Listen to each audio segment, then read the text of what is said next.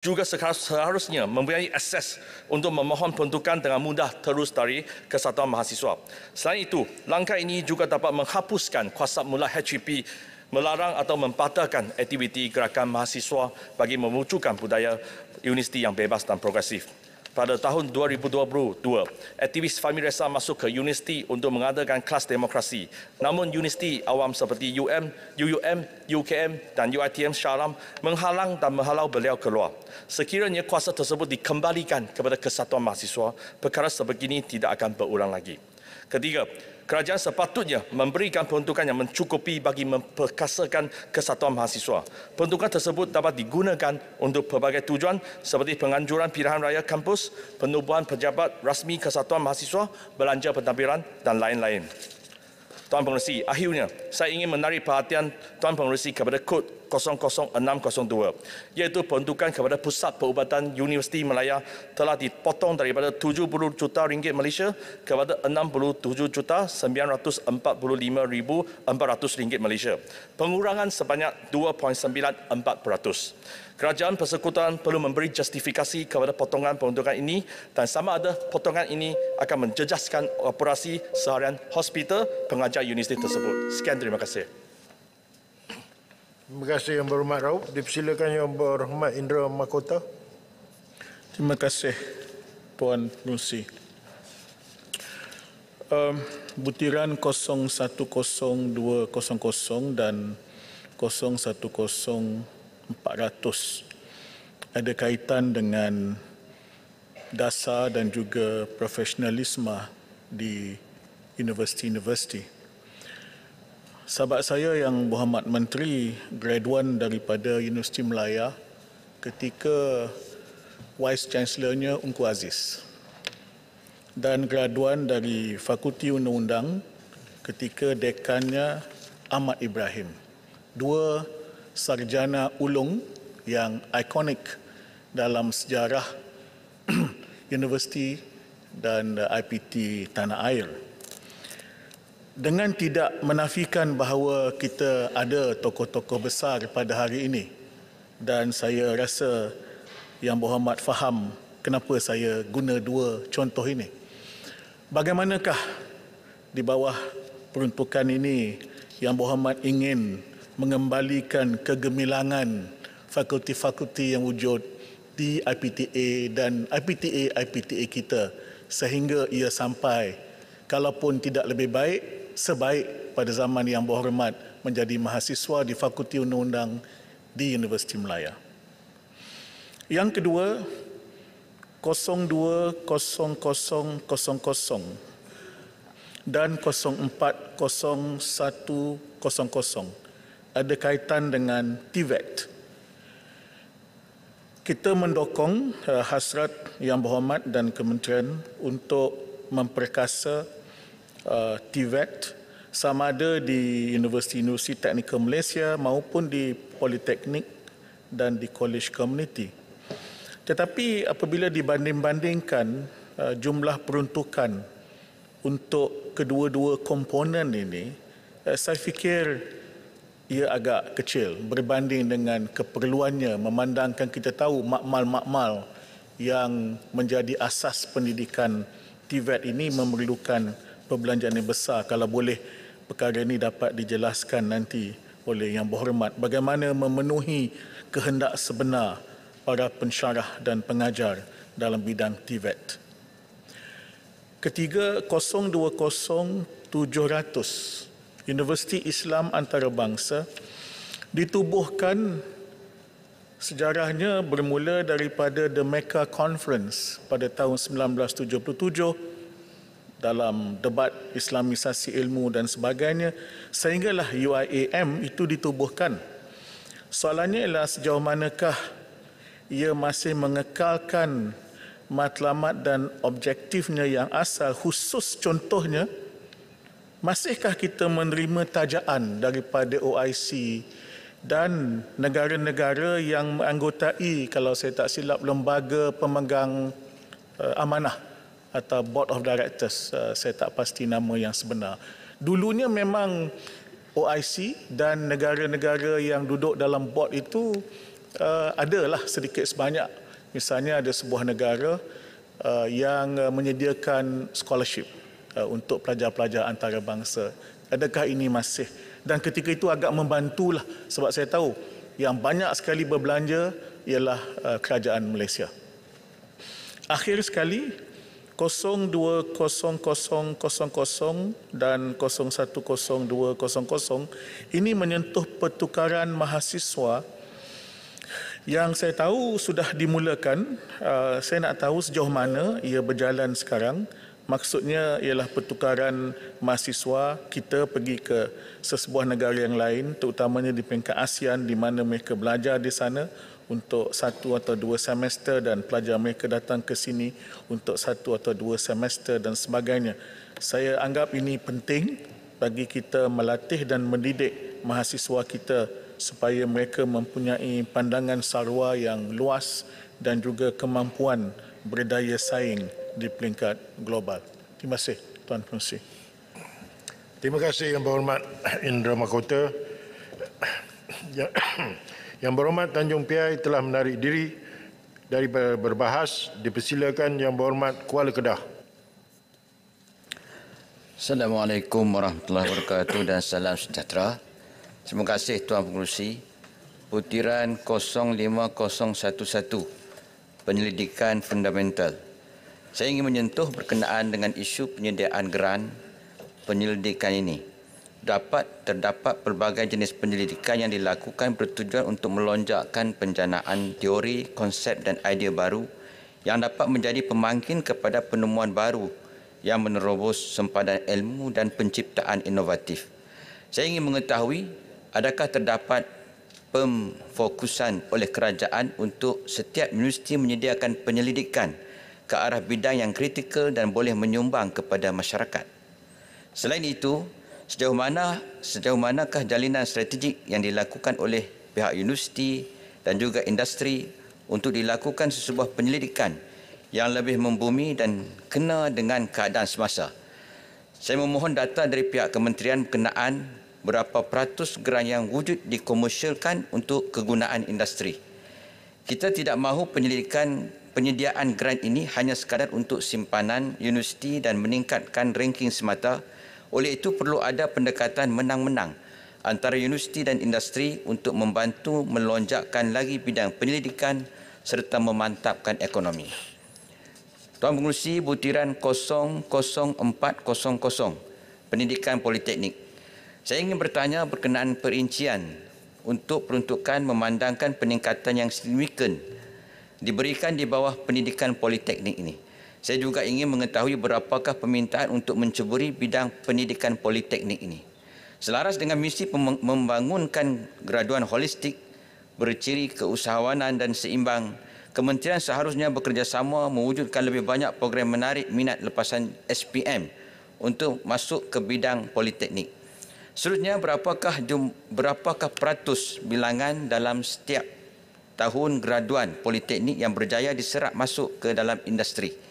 Politeknik sepatutnya menjadi antara penyumbang utama dalam menyediakan tenaga mahir pasaran industri. Kelebihan oleh graduan politeknik ini adalah dari segi kemahiran yang didedahkan terus dengan lapangan berbanding universiti awam dan swasta lain. Saya mengharapkan kementerian boleh memberi fokus untuk mengadakan jalinan strategik bersama pihak industri dengan lebih erat terutama dalam perindustrian keempat atau industri 4.0 selaras dengan perubahan seperti penggunaan teknologi. Diharapkan dengan usaha ini dapat memberi manfaat dan kelebihan kepada graduan politeknik untuk bersaing dengan lepasan graduan lain. Tuan Pengerusi, butiran 010200 Pendidikan Tinggi. Dalam konteks sistem pendidikan tinggi di Malaysia, pensyarah terikat dengan 7 skop tugas atau dikenali sebagai 7P, iaitu pengajaran dan pembelajaran, penerbitan, penyeliaan, penyelidikan, perundingan, penulisan dan juga perkhidmatan sosial kepada masyarakat. Oleh itu, pensyarah ini amat sinonim dengan beban tugas yang memaksa mereka kerja tak kira masa. Apa tindakan KPT untuk membantu memperkasakan kebajikan pensyarah di samping memastikan pelaksanaan ini seimbang dengan mengejar kemajuan pendidikan Malaysia dan meningkatkan reputasi negara. Persyarat ini perlu mengejar KPI dan berusaha ranking universiti, termasuklah perlu terjun ke komuniti, membuat penyelidikan, mencari dana dan kerja-kerja pengkomersialan. Saya mencadangkan pihak kementerian untuk mewujudkan satu indikator berkenaan tekanan yang dihadapi di setiap universiti. Perlu ada tindakan pertukaran atau pengurangan tugas bagi mereka yang menghadapi isu tekanan ini. Banyak rungutan pensyarah terbeban kerana kesukaran mengimbangkan antara tugasan hakiki dan tuntutan kehidupan, termasuklah dari sudut spiritual dan emosi. Di bawah butiran ini juga saya ingin menekankan berkenaan dengan pemerkasaan bahasa Malaysia di peringkat pendidikan tinggi. Saya memohon agar terdapat pemerkasaan penggunaan bahasa Malaysia dalam pendekatan pelajaran ataupun program bagi memastikan bahasa Malaysia ini terus dimartabat dan tidak dihilangkan peranannya walaupun sering digunakan bahasa Inggeris sebagai bahasa rasmi institusi. Kerajaan perlu juga mempergiat usaha untuk menterjemah buku kegunaan pelajar IPT kepada bahasa Melayu. Usaha menaikkan taraf dan peranan bahasa Melayu ini juga mesti dibawa masuk ke dalam bahagian penulisan dan kajian ilmiah seperti tesis dan disertasi. Tuan Pengerusi, butiran 050400, Beasiswa Pendidikan Tinggi. Saya ingin menyentuh berkenaan program My Brain yang ditangguhkan atau dihentikan sebelum ini. Program ini merupakan satu inisiatif baik untuk menjaga kebajikan mahasiswa yang mungkin mempunyai kekangan dan masalah untuk melanjutkan pelajaran. My PhD merupakan salah satu program My Brain 15 yang menyediakan pembiayaan pengajian di peringkat ijazah kedoktoran untuk mencapai sasaran 60,000 pemegang PhD di kalangan rakyat Malaysia menjelang tahun 2023. Setakat sebelum dihentikan, berapakah jumlah pemegang PhD yang telah berjaya dibiayai oleh program ini?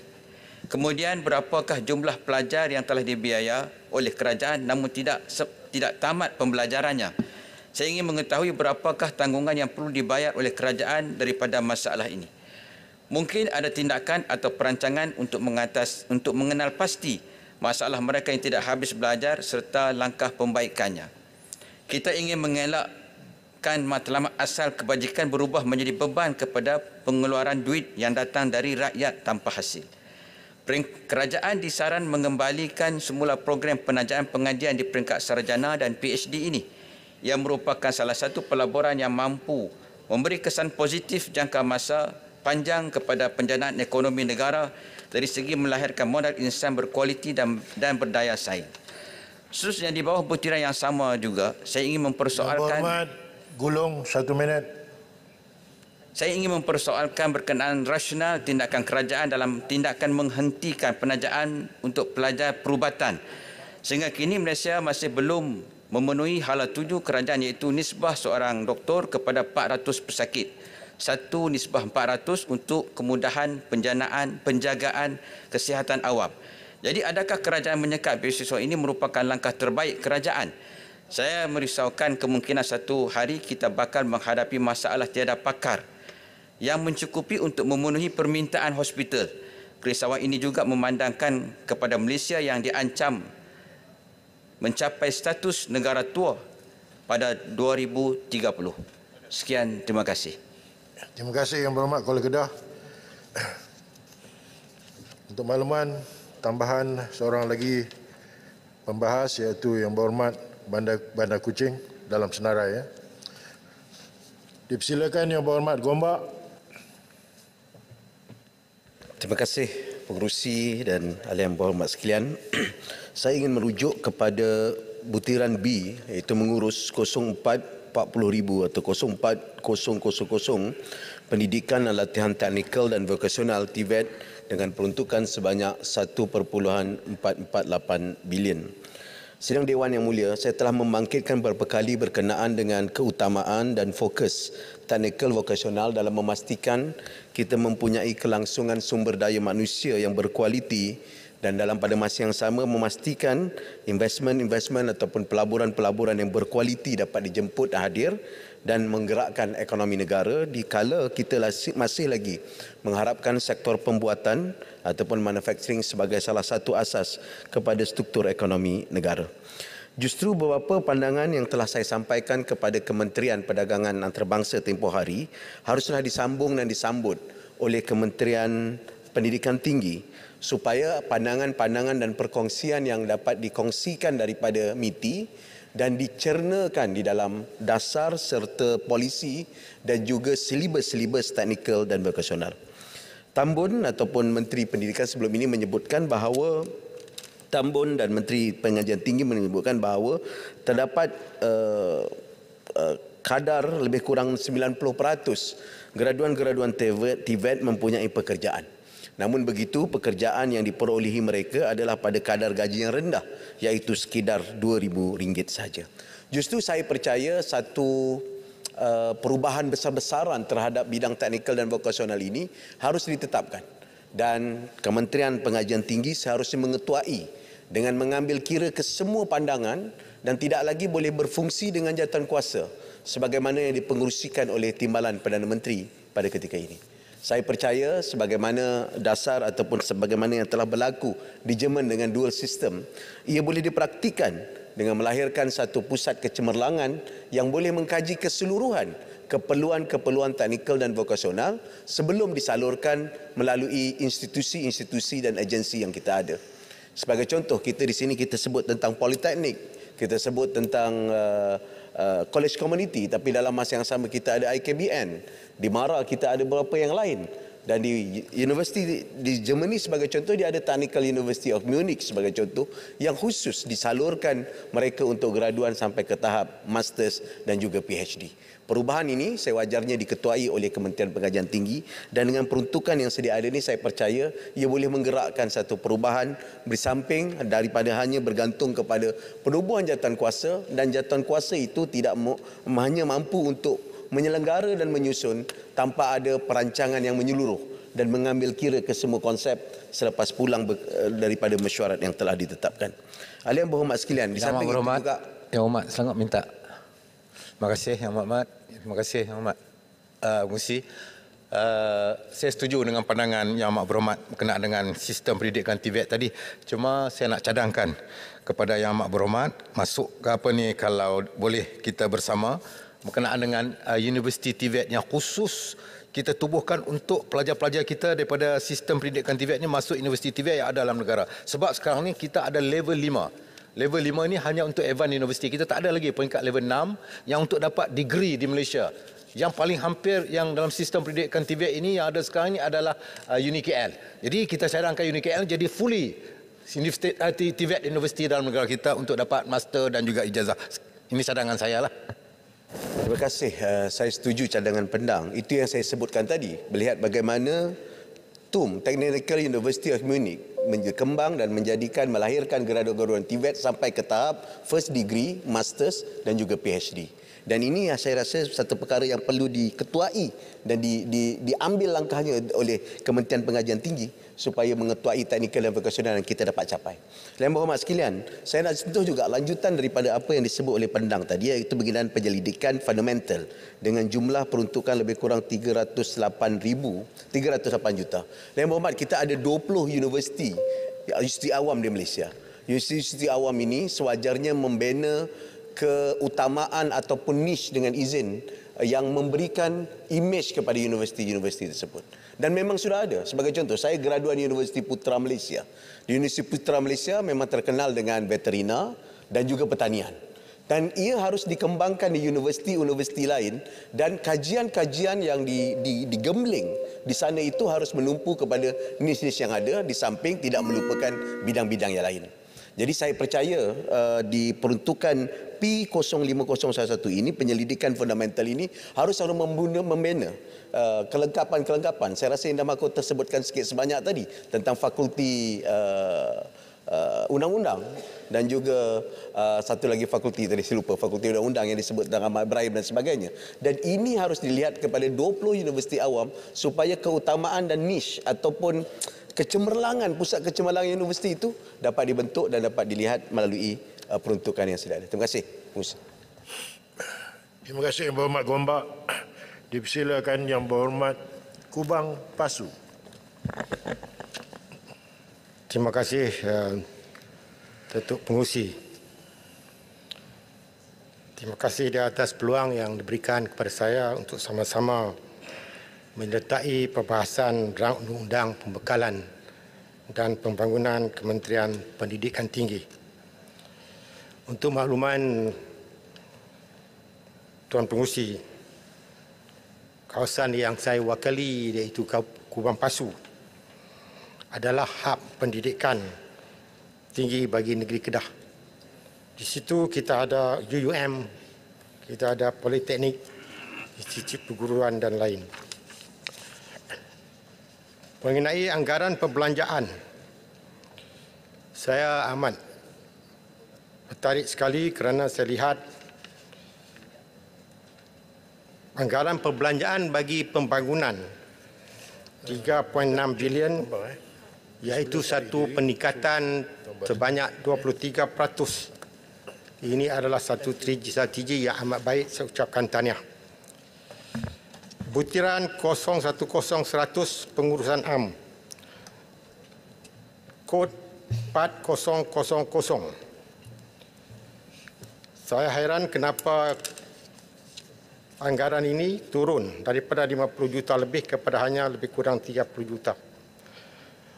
Kita perlu tahu kenapakah dia menurun dan saya minta Menteri Yang Berhormat Menteri dapat memberikan pencerahan.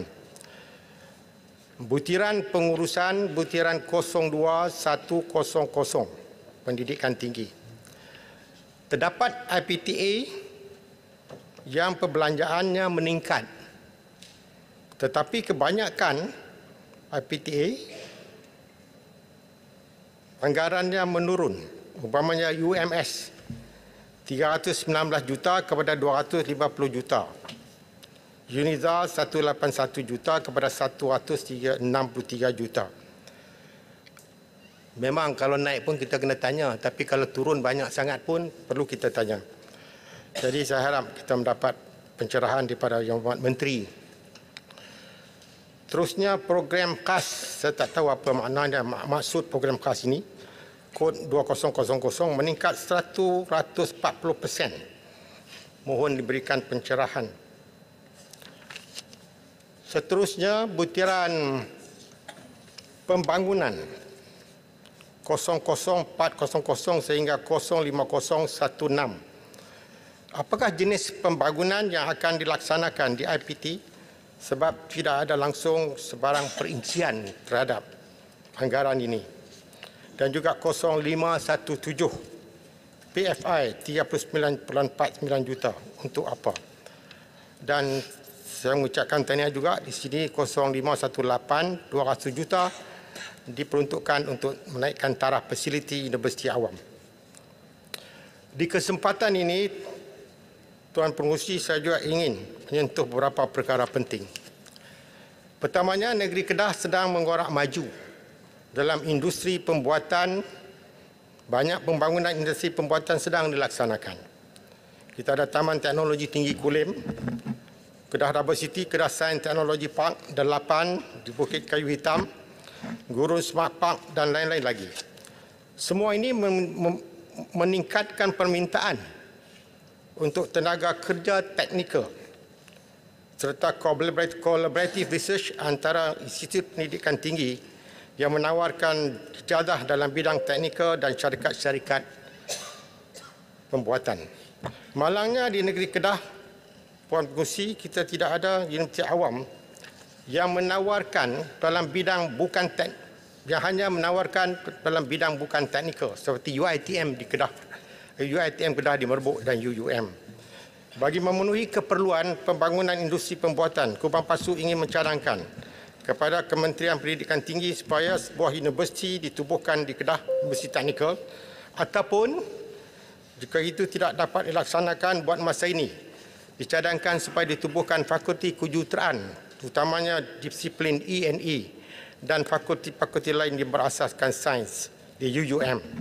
Keduanya saya ingin mendapatkan kepastian daripada pihak Kementerian Pendidikan. Adakah wakil-wakil rakyat pembangkang dibenarkan masuk dalam kampus-kampus IPT awam? Ini kerana saya ada pengalaman sendiri. Pada 19 Januari 2023, pihak Kerajaan Negeri Kedah melalui bahagian perancang ekonomi negeri dengan kerjasama UNIMAP telah menganjurkan program jelajah Jom Kerja di Kedah di UNIMAP. Semua sudah diatur dengan baik. Peringkat awalnya saya sebagai Esko Industri dan Pelaburan dan juga Pendidikan Tinggi dijemput untuk memberi ucapan dan melaksanakan pelancaran program dengan kehadiran Naib Chancellor. Kemudian ditukar kepada saya boleh hadir tapi tidak boleh berucap. Akhir sekali saya tak boleh hadir langsung, bukan saja tak boleh berucap. Katanya ini arahan daripada atas. Oleh itu kerajaan negeri telah membatalkan program sedemikian. Betapa ruginya, sekejap ya. Betapa ruginya bakal-bakal graduan. Sebenarnya program ini saya atur bukan untuk berpolitik. Selama 3 penggal sebagai adun dan sebagai 2 penggal sebagai Esko Kerajaan Negeri, bila saya hadir, saya tidak pernah bercakap tentang politik. Niat ialah untuk membantu rakyat. Program di UNIMAP ialah program untuk membuka peluang pekerjaan kepada bakal-bakal graduan dalam bidang teknikal mendapatkan pekerjaan. Bersama saya akan membawa wakil-wakil syarikat untuk memberi taklimat mengenai peluang-peluang pekerjaan dan menemuduga bakal-bakal graduan untuk diberi pekerjaan. Tapi entah kenapa sehingga hari ini kita tidak mendapat apa-apa respon setelah program itu dibatalkan. Rugilah bakal-bakal graduan di UNIMAP untuk mendapat kerjaan yang baik di dalam negeri Kedah, terutamanya dalam bidang industri pembuatan. Itu sajalah ucapan saya. Terima kasih. Terima kasih Yang Berhormat Kuban Pasu. Saya jemput Yang Berhormat Kotak Melaka. Puan Pengerusi, saya merujuk kepada butiran B 020000 Pendidikan Tinggi berkenaan dengan isu graduan dan pasaran pekerjaan di Malaysia. Sebagaimana yang pernah dibangkitkan sebelum ini, antara masalah yang kita hadapi ialah isu bekerja di bawah kelayakan pendidikan dan kemahiran ataupun yang lebih dikenali sebagai underemployment. Contoh yang paling mudah ialah seperti minggu yang lepas, ya Menteri, saya naiki Grab. Pemandunya ialah seorang anak muda yang baru saja tamat pengajian tinggi tahun lepas, ya, tetapi tidak dapat mencari kerja yang sesuai. Maka beliau membawa Grab sudah hampir 1 tahun.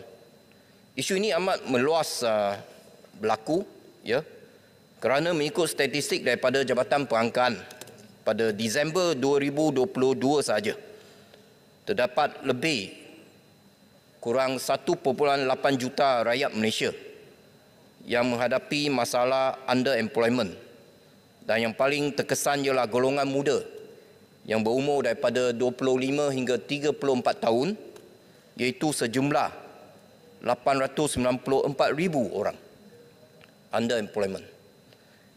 Walaupun masalah ini berkait rapat dengan keadaan ekonomi dan pasaran buruh di Malaysia, namun sistem pendidikan tinggi juga memainkan peranan yang penting kerana pihak kementerian dan juga universiti yang akan membuat perancangan dari segi bidang ataupun jurusan pembelajaran dan jumlah pelajar yang diambil untuk setiap jurusan. Setiap kes underemployment boleh dilihat sebagai satu kerugian dari segi dana atau peruntukan kerajaan kerana anak muda yang ditawarkan belajar dalam sesuatu bidang di universiti awam yang mengambil masa lebih kurang 3 hingga 4 tahun dan kos keseluruhan barangkali mencapai beratus ribu, ya, dan termasuk ini semua yang ditanggung oleh kerajaan. Akhirnya selepas mereka tamat pengajian tetapi tidak dapat mencari kerja yang sejajar dengan tahap pendidikan mereka. Ini amat merugikan negara kita. Jadi soalan saya kepada kementerian, secara amnya, apakah pandangan kementerian terhadap isu underemployment ini? Dan apakah langkah-langkah yang diambil oleh kementerian untuk mengatasinya? Khususnya dari segi dasar dan perancangan. Bagaimanakah kementerian memastikan bidang ataupun jurusan pembelajaran ini dan jumlah pelajar yang ditawarkan adalah sejajar dengan keperluan ataupun permintaan daripada pasaran buruh. Saya merujuk kepada butiran yang selanjutnya, B010000 pengurusan. Isu yang ingin saya bangkitkan ialah mengenai dengan proses pengambilan pelajar antarabangsa oleh institusi pendidikan tinggi swasta, IPTS. Untuk maklumat Menteri, saya ada menerima maklum balas daripada IPTS bahawa proses ini mengambil masa yang terlalu lama dan tidak berkesan, iaitu pengambilan pelajar antarabangsa. Contohnya, mereka memerlukan lebih kurang 6 bulan untuk mereka dapat kelulusan daripada kementerian untuk pengambilan pelajar antarabangsa. Dan selepas 6 bulan ataupun lebih, masa yang lebih, dapat kelulusan daripada kementerian, mereka perlu lagi, IPTS ini perlu lagi memohon kelulusan daripada Education Malaysia Global System, EMGS, untuk mengeluarkan surat pengesahan visa. Dan ini akan mengambil 2 hingga 3 bulan lagi. Maka kalau kita lihat, barangkali dia mengambil masa lebih daripada 9 bulan untuk memproses dan menerima seorang pelajar antarabangsa daripada luar negara. Sudah pasti ini akan menimbulkan banyak masalah kepada IPTS sehingga mereka tidak berani mengesahkan pendaftaran pelajar daripada luar negara ini.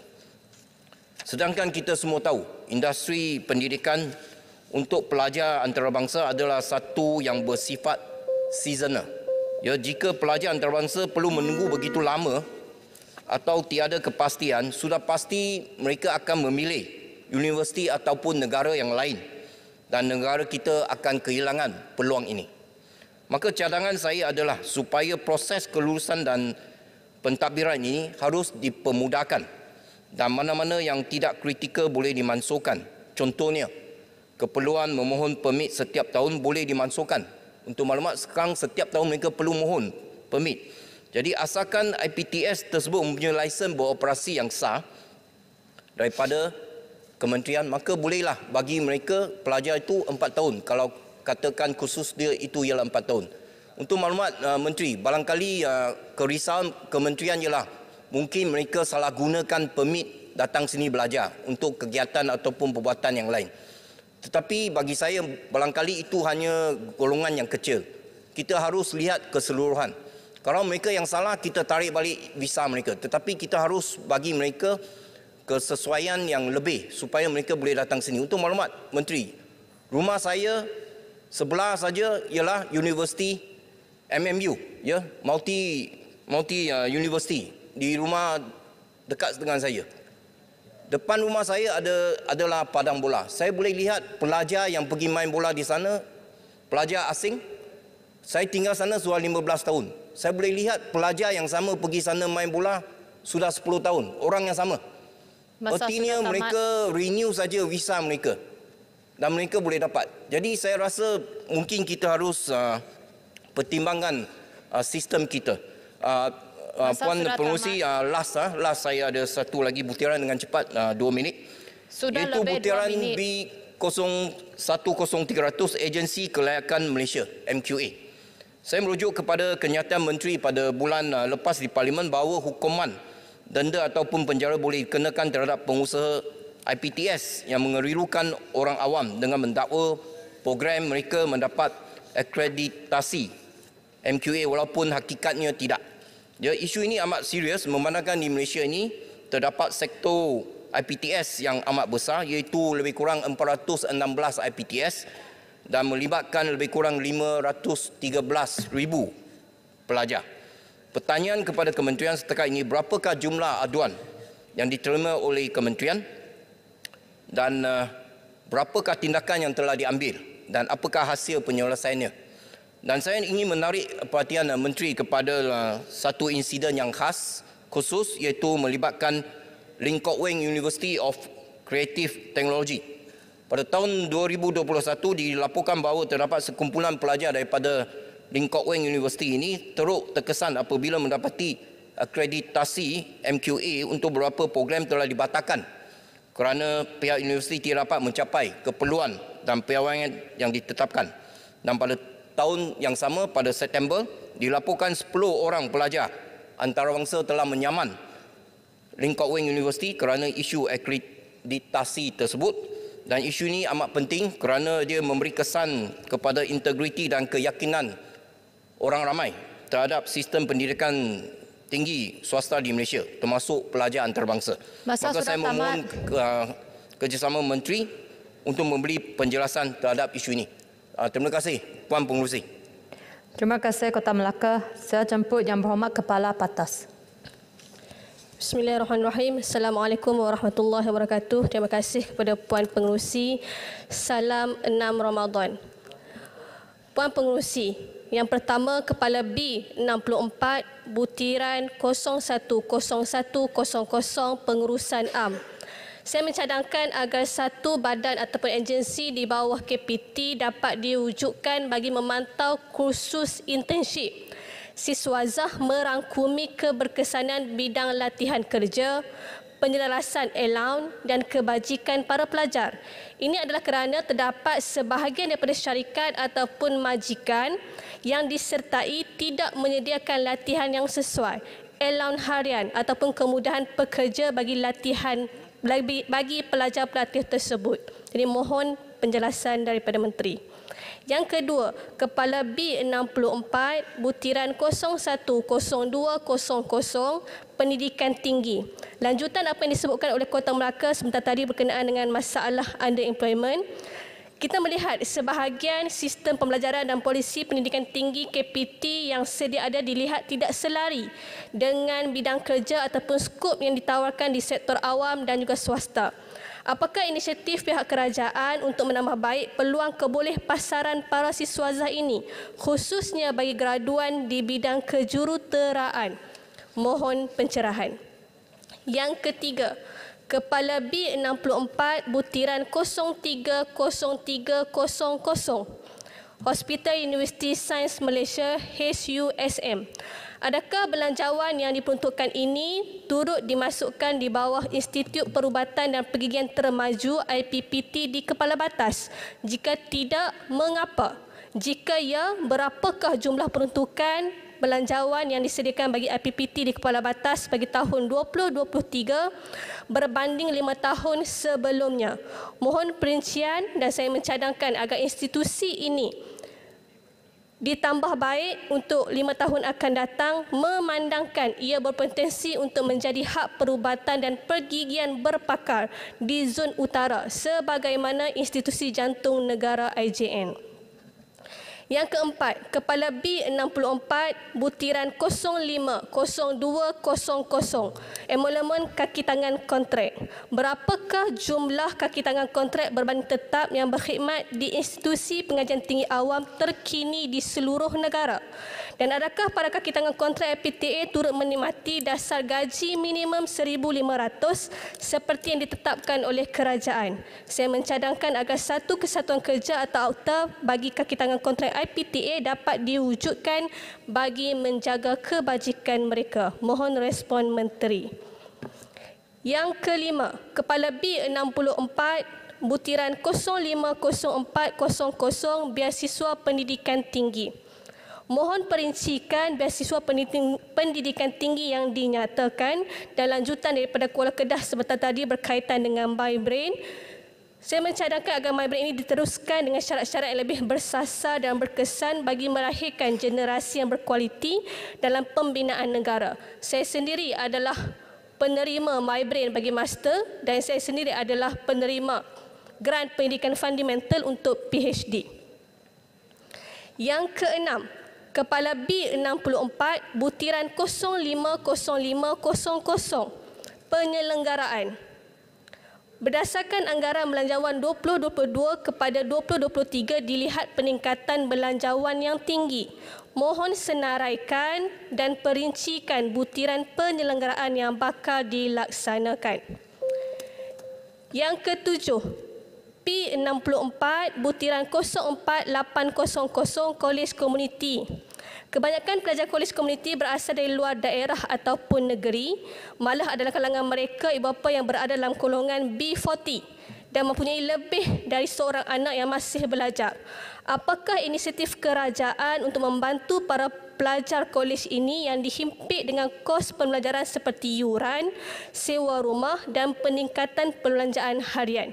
Dan perkara ini telah diadukan kepada saya bagi pelajar kolej komuniti di Kepala Batas. Mohon penjelasan. Yang terakhir, Kepala P64 butiran 05015 Perancangan Strategik ICT. Perancangan Strategik ICT ini bukan sekadar sahaja menjadi platform kepada pelajar, malah saya melihat para pensyarah dapat bekerjasama dengan DBP untuk menjelaskan ilmu dalam bentuk visual seperti menghasilkan video pendek berdurasi 1 minit untuk menjelaskan ilmu yang ada di universiti kepada masyarakat umum, terutama kepada anak muda. Mohon respon Menteri. Sekian, terima kasih. Terima kasih Yang Berhormat Kepala Batas. Saya jemput Yang Berhormat Segamat. Terima kasih Puan Pengerusi. Saya mulakan dengan butiran 010200 Pendidikan Tinggi. Kementerian Pendidikan Tinggi seharusnya mewujudkan satu dasar nasional yang boleh mengimbangi komposisi kaum bagi kemasukan ke IPTA. Sistem pengambilan pelajar baharu khususnya bagi kemasukan di peringkat diploma dan ijazah sarjana muda perlu mengutamakan aspek meritokrasi. Kuota kemasukan pelajar mengikut kaum tidak seharusnya menjadi penghalang kepada mana-mana pelajar cemerlang, khususnya bagi bukan Bumiputera yang untuk meneruskan pengajian di peringkat universiti. Pendidikan tinggi untuk semua atau Higher Education for All Malaysian harus dijadikan sebagai dasar baharu pendidikan tinggi yang didirikan dengan satu matlamat yang jelas untuk mengekalkan serta menambah baik mutu perkhidmatan IPTA di negara ini. Hal tersebut hanya akan boleh dicapai sekiranya pelajar-pelajar berbilang kaum yang cemerlang dalam akademik diberi peluang yang saksama untuk menyambung pengajian di peringkat diploma, ijazah maupun sarjana di mana-mana IPTA di seluruh negara. Bagi mewujudkan persaingan yang sihat antara IPTA tempatan, KPT sewajarnya mempertimbangkan model pembangunan universiti negeri dengan menjadikan Universiti Selangor, UNISEL, sebagai inspirasi. Pembangunan universiti negeri tersebut mempunyai matlamat untuk menyediakan platform pendidikan tinggi kepada pelajar-pelajar lepasan SPM khususnya dari keluarga yang tidak berkemampuan.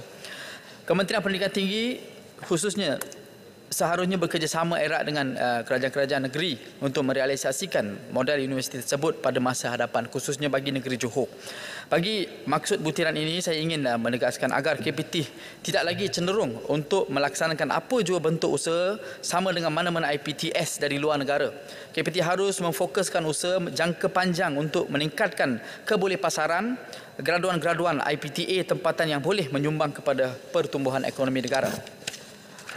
Puan Pengerusi, seterusnya butiran 010300 Agensi Kelayakan Malaysia MQA. Kementerian Pendidikan Tinggi seharusnya sudah mengenal pasti institusi-institusi pengajian tinggi swasta yang masih beroperasi tanpa akreditasi seperti yang disebutkan oleh sahabat dan rakan Kota Melaka.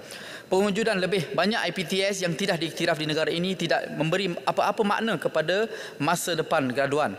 Golongan majikan sudah peka dan sensitif terhadap kredibiliti seseorang graduan IPTS yang hari ini dinilai berdasarkan skor akademik serta sijil penamatan pengajian yang diiktiraf MQA.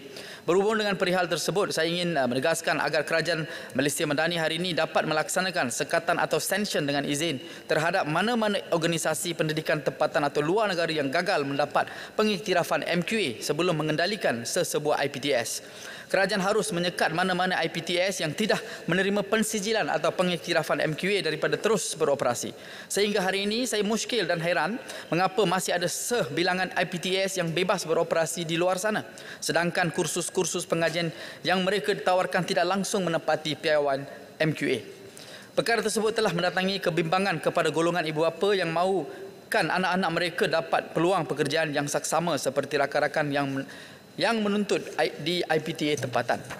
Eksploitasi IPTS terhadap pelajar-pelajar yang kurang cemerlang dalam peperiksaan SPM atau STPM perlu dihentikan. Kerajaan tidak boleh biarkan mana-mana uncertified IPTS dibiarkan beroperasi tanpa pemantauan serta pengauditan daripada MQA serta badan-badan pemantauan kerajaan yang lain.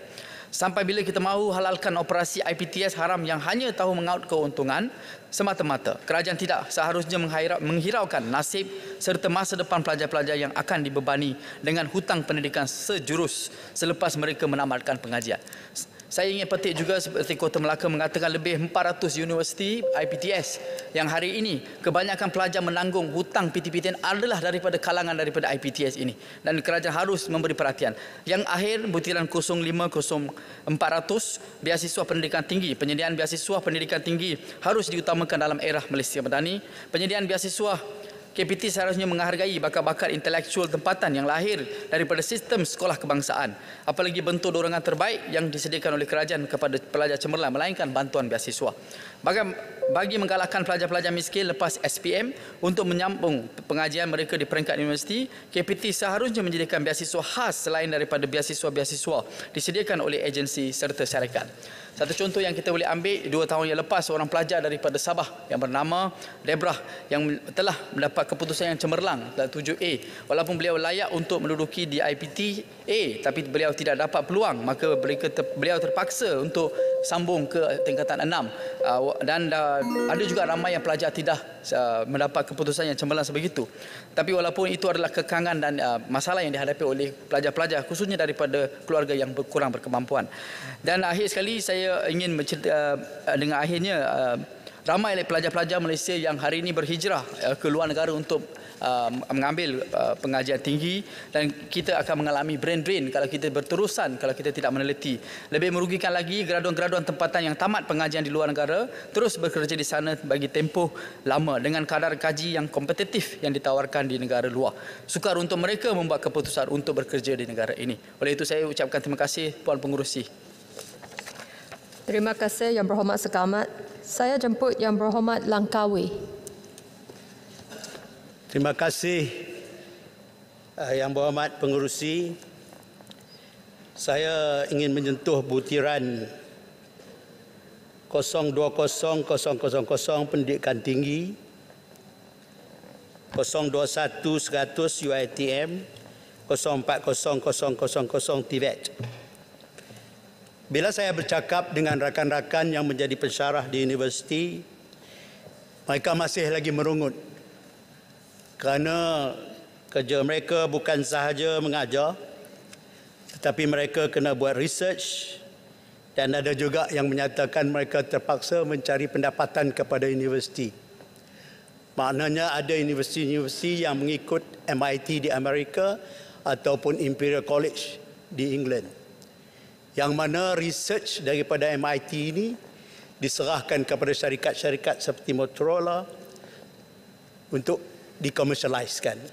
Saya amat bersetuju sekiranya universiti dapat berbuat demikian. Dan untuk berbuat demikian, maka infrastruktur lab untuk research hendaklah ditingkatkan ataupun dinaik taraf. Mereka juga menyatakan teaching facilities juga agak berkurangan. Connectivity Wi-Fi yang amat lemah, drop calls yang begitu teruk dan sebagainya.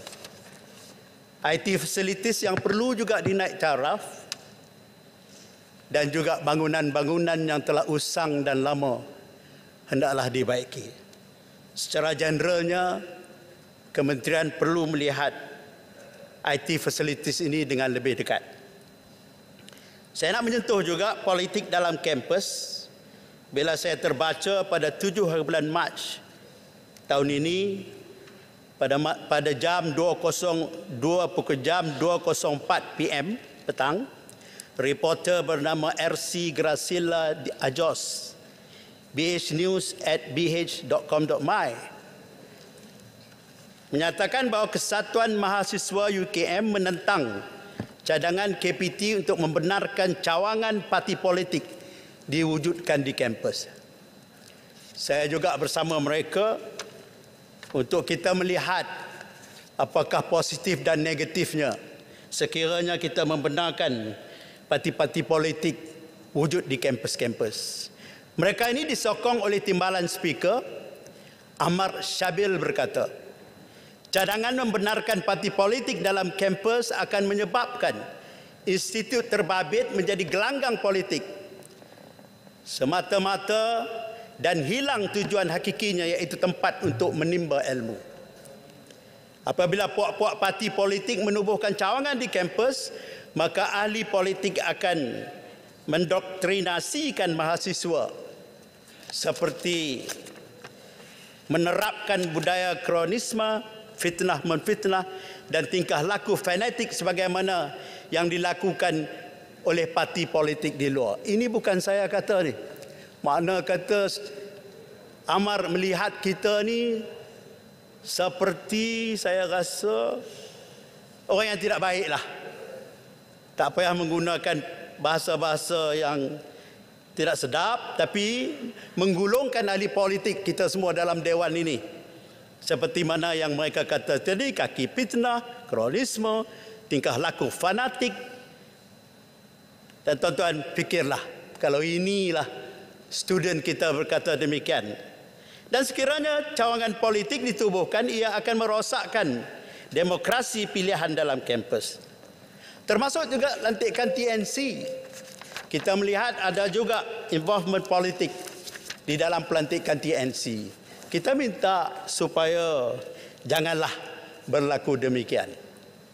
Di Langkawi saya nak sentuh sikit, kita tidak ada institusi pengajian tinggi kecuali dua.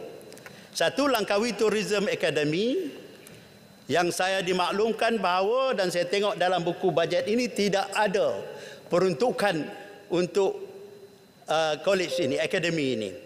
Tadi saya bercakap dengan pengarah Puan Haslinda Hamid yang menyatakan kepada saya kemungkinan, dia kata kemungkinan dimasukkan ke dalam TVET. Jadi saya nak mohon kalau sekiranya itu benar, saya nak minta supaya peruntukan daripada TVET itu diberikan kepada mereka. Kerana saya melihat daripada information yang diberikan, mereka kos operasi pada 2022 adalah 5.4 juta. Keluasan tanah yang mereka duduki sekarang ini 10.6 meter. Dan Yang Berhormat Menteri, mereka ini duduk di Pantai Cenang, very prime land. Saya nak menjemput Yang Berhormat Menteri ke Langkawi untuk melihat tanah ini.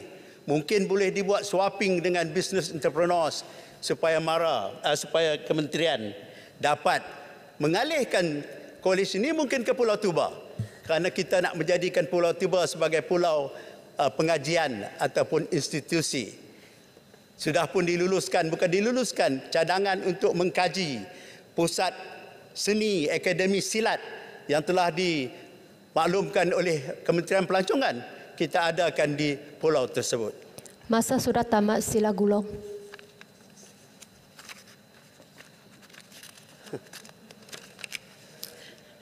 Satu lagi Yang Berhormat Timbalan Speaker, saya tak pernah minta masa lebih, hari ini saya minta. Satu lagi kolej yang ada di situ ialah cawangan UiTM Perlis, Mares, yang mengadakan kursus navigasi, oceanografi, marine culture, biodiversity, ekologi hidupan laut.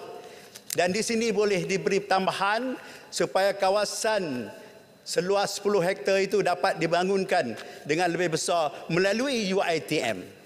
Saya melihat satu berita Tuanku Raja Muda Perlis melawat ke kawasan tersebut dan minta supaya kementerian memberi tumpuan kepada pusat Mares ini di Pulau Tuba. Ada kawan nak masuk boleh? Terima kasih. Masa sudah tamat. Terima kasih. Dan saya nak minta jugalah supaya UiTM boleh menggunakan pusat mereka ataupun kursus perhotelan dan pelancongan diadakan di Pulau Tuba bersama dengan UiTM Perlis yang dicadangkan tadi. Terima kasih. Sila. Terima kasih Yang Berhormat Langkawi. Saya jemput Yang Berhormat Alostar. Terima kasih Yang Berhormat pengurusi, saya menyentuh Kepala B64 020000 Pendidikan Tinggi. Yang pertama mengenai isu penerapan universiti yang berhormat Menteri ada di sini. Saya dapati tumpuan berlebihan diberikan oleh pihak universiti dalam untuk memposisikan kedudukan mereka dalam sistem penerapan universiti dunia. Dan mereka IPT ini berbelanja jutaan ringgit untuk dapatkan penerapan ranking. Isunya, adakah ranking ini memperlihatkan keupayaan sebenar universiti? Mohon penjelasan pihak kementerian tentang perkara tersebut. Seterusnya, kita dapati peranan utama universiti ini ada 3 selain daripada pengajaran pembelajaran, penyelidikan inovasi dan juga libat sama komuniti. Didapati dalam semenjak 2 menjak ini, weightage dengan izin tepuk pemerat banyak diberikan kepada aspek penyelidikan dan inovasi berbanding libat sama komuniti. Sedangkan sebenarnya peranan universiti ini wujud, dia juga mesti memberi impak dan kesan kepada komuniti ataupun masyarakat sekitar dan juga menyelesaikan isu-isu semasa yang berkait dengan sosial, ekonomi dan juga alam sekitar dan lain-lain perkara. Jadi kita ada banyak pendidikan yang kita dapat pelbagai anugerah, penulisan kita dipaparkan dalam jurnal-jurnal antarabangsa. Tapi apa manfaatnya kepada masyarakat? Kita berbangga satu sudut, tapi manfaat kepada masyarakat itu bagaimana? Seterusnya, yang berhormat pengurusi, mengenai badan penerapan universiti. Kita dapati ada 2 badan penerapan universiti, iaitu Penilaian Kajian Malaysia MyRA dan juga Penerapan Bersepadu Pendidikan Tinggi Malaysia Setara. Ada satu lagi penerapan antarabangsa yang namanya International Network of Research Management Societies, INORMIS dengan izin. INORMIS mengatakan badan-badan penerapan universiti yang ada di dunia ini termasuk di Malaysia tidak memenuhi 100% piawaian penerapan. Adakah perkara ini benar? Ini dikeluarkan pada tahun 2016, lama, tapi minta penjelasan pihak kementerian adakah apa yang didakwa oleh Badan Penerapan Dunia kepada kita ini benar seperti mana didakwa. Dan jika kita terus memberi tumpuan, IPT terus memberi tumpuan kepada penerapan, kita dapati ada beberapa implikasi. Pertamanya akan wujud persaingan yang tidak sihat. Sepatutnya universiti ini saling melengkapi, ada niche masing-masing, bukannya bersaing. Yang kedua, dia menghakis semangat rakan, collegiality dengan izin. Yang ketiga, implikasinya dia masih lagi berkiblatkan kepada top universiti. Kita kurang memberi tumpuan kepada kearifan tempatan. Kecemerlangan lokal universiti kita ini tidak menyelah. Kita nak lahirkan lagi ramai tokoh-tokoh lokal seperti mana almarhum Profesor Diraja Ungku Aziz yang mahir dengan isu kemiskinan bandar dan luar bandar dan dia menyelesaikan isu-isu masyarakat. Kita nak universiti kita melahirkan tokoh-tokoh lokal seperti itu. Dan juga sudah tentulah implikasi lain kalau universiti kita masih memberi tumpuan kepada penerapan inilah dia melahirkan manusia-manusia robot yang banyak mengejar KPI yang banyak disentuh oleh ahli yang berhormat yang lain tadi. Maka saya cadangkan kepada pihak kementerian mesti perlu ada dimensi lain dalam mengukur dan memberi penerapan ini. Perlu ada integrasi ilmu dalam universiti, perlulah diukur dari sudut macam mana menyelesaikan isu-isu sosial masyarakat tempatan, perlu ada kolaborasi antara universiti, perlu penyelidikan inovasi bertanggungjawab dan memberi tumpuan kepada kearifan tempatan. Poin pengurusi, isu yang kedua, bagaimana dengan universiti di bawah kerajaan negeri? Soalan saya. Kita dapati ada universiti di bawah GLC didaftarkan, dimasukkan di bawah UPU, tetapi tidak bagi universiti di bawah kerajaan negeri. Apa pandangan kementerian tentang perkara tersebut? Dan yang kedua tentang universiti kerajaan negeri juga, adakah kerajaan bercadang memberikan peruntukan geran kepada IPT kerajaan negeri seperti mana yang kerajaan pernah beri peruntukan kepada IPT di bawah parti politik. Ada 2 IPT di bawah parti politik yang mendapat peruntukan. Satunya 40 juta, yang kedua 25 juta. Universiti Pengurusan Teknologi Tunku Abdul Rahman dan AIMS University. Kedua-dua itu di bawah parti politik. Jadi apa salahnya juga peruntukan diberi kepada universiti di bawah kerajaan negeri. Dan akhir sekali Puan Pengurusi, sedikit isu kebajikan mahasiswa, saya menerima aduan minta mereka suarakan. Mahasiswa minta supaya mereka diberi potongan yuran secara bersasar dalam tempoh nak bangkit semula ekonomi yang sedang tenat ini. Yang kemudiannya mahasiswa juga minta potongan yuran kepada pelajar yang melakukan praktikal amali sebab mereka ni tak duduk di kampus. Jadi mereka tak guna fasiliti kampus, minta potongan diskaun yuran. Dan yang akhir sekali, mereka juga meraihkan kebimbangan mengenai aduan AUKU, kebebasan bersuara. Dalam masa yang sama mereka juga masih lagi ditekan oleh pihak AUKU itu sendiri. Itu saja Puan Pengerusi, terima kasih. Terima kasih Yang Berhormat Alosta. Saya jemput Yang Berhormat Sri Gading. Assalamualaikum warahmatullahi wabarakatuh. Puan Pengerusi, Sri Gading akan berbahas berkaitan dengan butiran 02.000 di mana kita dapat melihat di situ berlaku kekurangan hampir 80 juta. Sedangkan kita sedia maklum bahawa universiti ini tempat lahirnya cendekiawan untuk negara. Bukan saja cendekiawan, bahkan dia melahirkan pimpinan negarawan negara yang sewajarnya kita berikan tumpuan untuk melahirkan kepimpinan madani masa hadapan. Di sini juga kalau kita lihat bahawa pemimpin yang lahir daripada universiti tempatan, dia lebih memahami realiti negara kita, negara sendiri. Kerana dia belajar di negeri ini, dia dapat pengetahuan, dia terlibat dalam politik kampus, dia terlibat dalam politik, mungkin terlibat secara langsung ataupun tidak langsung. Secara tidak langsung, ia memberikan kematangan yang lebih untuk memimpin negara dan juga untuk memimpin mana-mana bidang-bidang dalam jabatan kerajaan. Begitu juga kalau kita lihat tentang butiran yang sama, di mana kalau kita melihat di sini bahawa di bidang pendidikan ini ada yang dipanggil Universiti Penyelidikan. Di mana Universiti Penyelidikan ini terdiri daripada 5 buah. UM, USM, UKM, UPM dan UTM. Di mana kalau kita lihat di sini, sewajarnya Universiti Penyelidikan ini melahirkan ilmu yang boleh bermanfaat bukan saja kepada masyarakat dan negara kita, tetapi kepada dunia. Kalau katakan dengan peruntukan yang semakin berkurangan ini, saya bimbang kajian-kajian penyelidikan yang sewajarnya boleh membawa ilmu baru kepada negara kita, memberi ilmu baru kepada dunia dan memberi peluang pekerjaan kepada rakyat sendiri, sebagaimana kalau kita lihat bidang-bidang yang sekarang ini dikuasai oleh China, oleh Korea dan bidang-bidang Jepun dan sebagainya. Jadi dapat kita lihat bahawa peruntukan ini perlu kita lihat supaya dapat menambahkan lagi peningkatan ataupun kelebihan daripada peluang-peluang yang diberikan. Yang kedua berkaitan dengan data kebolehan pasaran.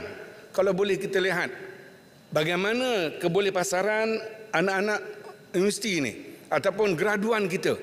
Adakah bidang-bidang yang program yang rendah penawaran pekerjaan ini boleh disemak balik ataupun diberikan mana-mana universiti yang mempunyai kebolehan pasaran yang rendah ini, dikaji semula silibus dia, pengajian mereka, supaya langkah-langkah yang lebih baik ini memberikan peluang kepada graduan untuk dapat pekerjaan yang lebih baik. Sebagai contoh, Sri Gading mencadangkan program-program baru diperkenalkan untuk mengatasi masalah graduan yang tidak dapat kerja yang setimpal dengan program yang mereka ambil. Sebagai contoh, untuk program AI dan juga ChatGPT. Begitu juga kepada program yang telah kita sedia maklum tentang MTON. MTON ni universiti yang berkaitan dengan teknologi. Di mana kalau kita lihat ada UTHM, UTEM, UNIMAP dan UMP. Di mana program-program ini saya merasakan dia lebih terlibat dengan TVET.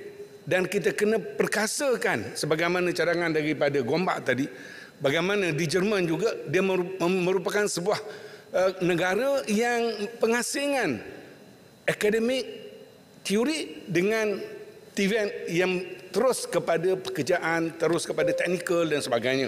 Jadi ini kita kena perkasakan. Sri Gading kalau dapat, boleh? Tak boleh? Boleh, silakan.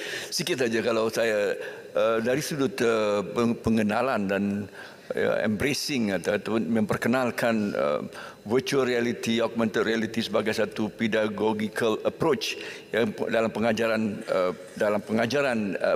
TVET yang merupakan pendekatan yang imersif, yang sifatnya dapat lebih interaktif. Apakah sudah waktu untuk kita perkenalkan ini dalam program TVET kita dengan peruntukan yang ada? Ya, itu sebagai satu perkara yang sangat perlu, sebab kalau kita lihat di sini butiran 010400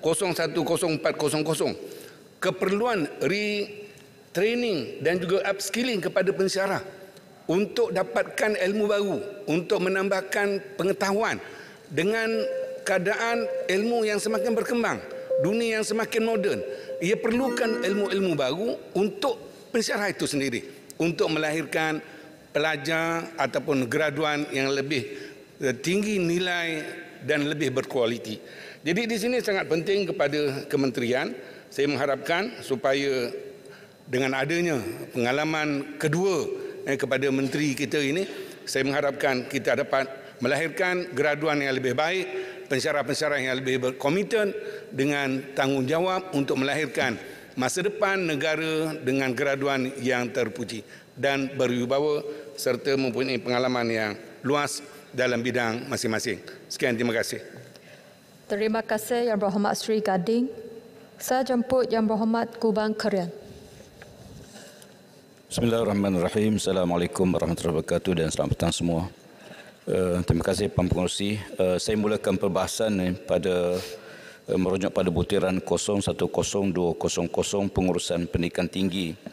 Banyak pihak yang telah membicarakan tentang skop bidang tugas yang terpaksa dialami oleh para pensyarah, sama ada dalam bidang pengajaran, sebagai penyidikan, penerbitan dan sebagainya. Isu yang utama yang dibangkitkan oleh sebahagian rakan-rakan dalam sebagai pensyarah ialah beban penyidikan yang terpaksa dibuat khususnya dalam bidang penerbitan. Bila mana para pensyarah diminta untuk menerbitkan penerbitan yang terlalu tinggi dalam tempoh yang singkat, maka timbullah jena-jena yang bersifat predatory atau pemangsa yang cenderung untuk mengauk keuntungan sahaja dan menjadi platform untuk pensyarah menerbitkan pendidikan yang separa masak dengan mengenakan bayaran tertinggi antara, saya difahamkan antara 8,000 ke 13,000 bagi setiap penerbitan. Lantaran itu, kualiti jena ini menjadi tanda tanya.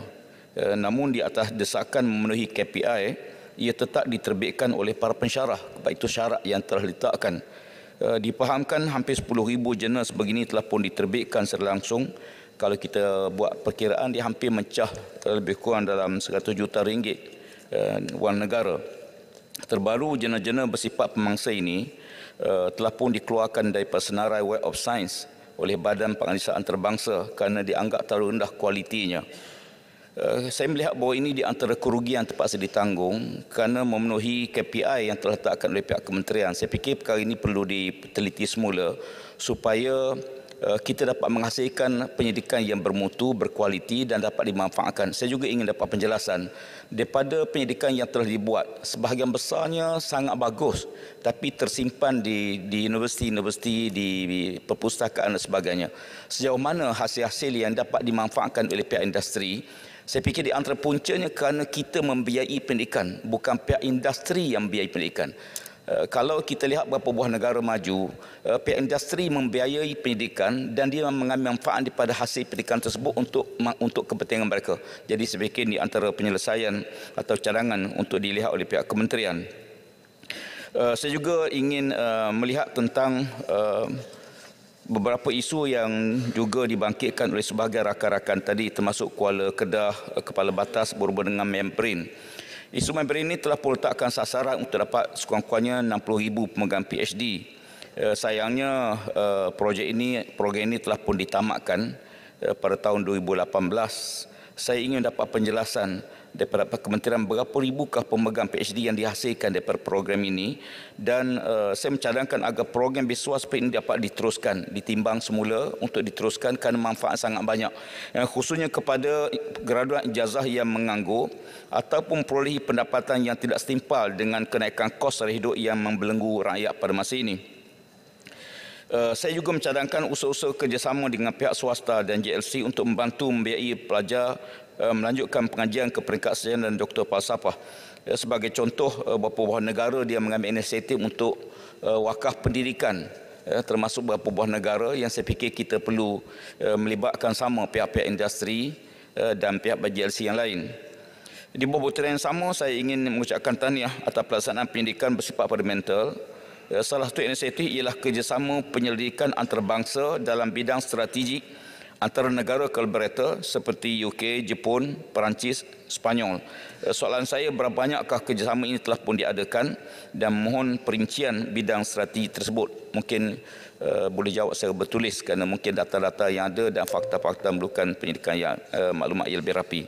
Akhir sekali saya ingin Tuan Pengerusi butiran 02000 iaitu strategi kementerian untuk menarik pelajar asing bagi melanjutkan pelajaran di IPT. Dua perkara. Yang pertama, saya perlu dapat data bilangan pelajar asing yang belajar di negara kita dan bidang serta perincian daripada negara mana dan bidang-bidang tumpuan mereka supaya kita boleh mengembangkan lagi bidang tersebut. Saya fikir ini antara Malaysia boleh menyumbang kepada pengambilan pelajar-pelajar luar negara.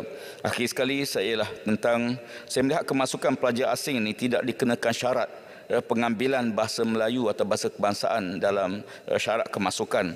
Berbeza kalau kita pelajar-pelajar kita pergi luar negara, mereka terpaksa ambil subjek bahasa mereka dan mesti lulus. Dan saya dapat penjelasan apakah pihak juga bahasa untuk mewajibkan pelajar asing ini mengambil bahasa Melayu termasuk di IPT atau di IPTS supaya kita dapat meningkatkan lagi dan martabatkan bahasa kebangsaan di peringkat perdana antarabangsa.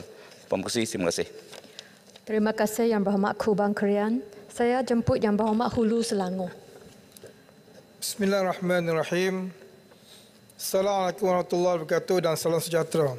Terima kasih Puan Pengerusi. Saya terus kepada butiran B64020000 Pendidikan Tinggi.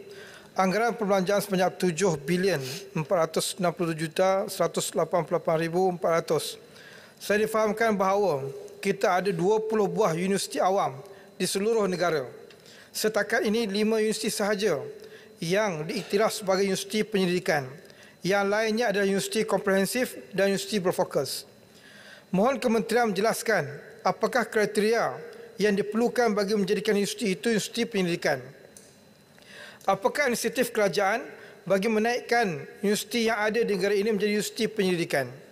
Mohon juga kementerian menyatakan usaha-usaha yang dilakukan bagi meningkatkan prestasi universiti awam maupun swasta dan negara ini ke peringkat pendidikan terkemuka dunia.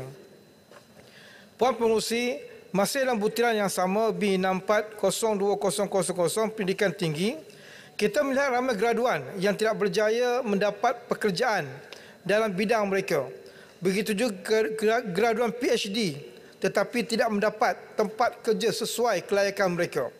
Apakah pelan dan perancangan kementerian bagi membantu graduan mendapatkan pekerjaan sesuai dengan kelulusan mereka dan apakah kursus-kursus yang ditawarkan di peringkat universiti ini telah disemak atau dikaji semula agar benar-benar mengikut keperluan industri.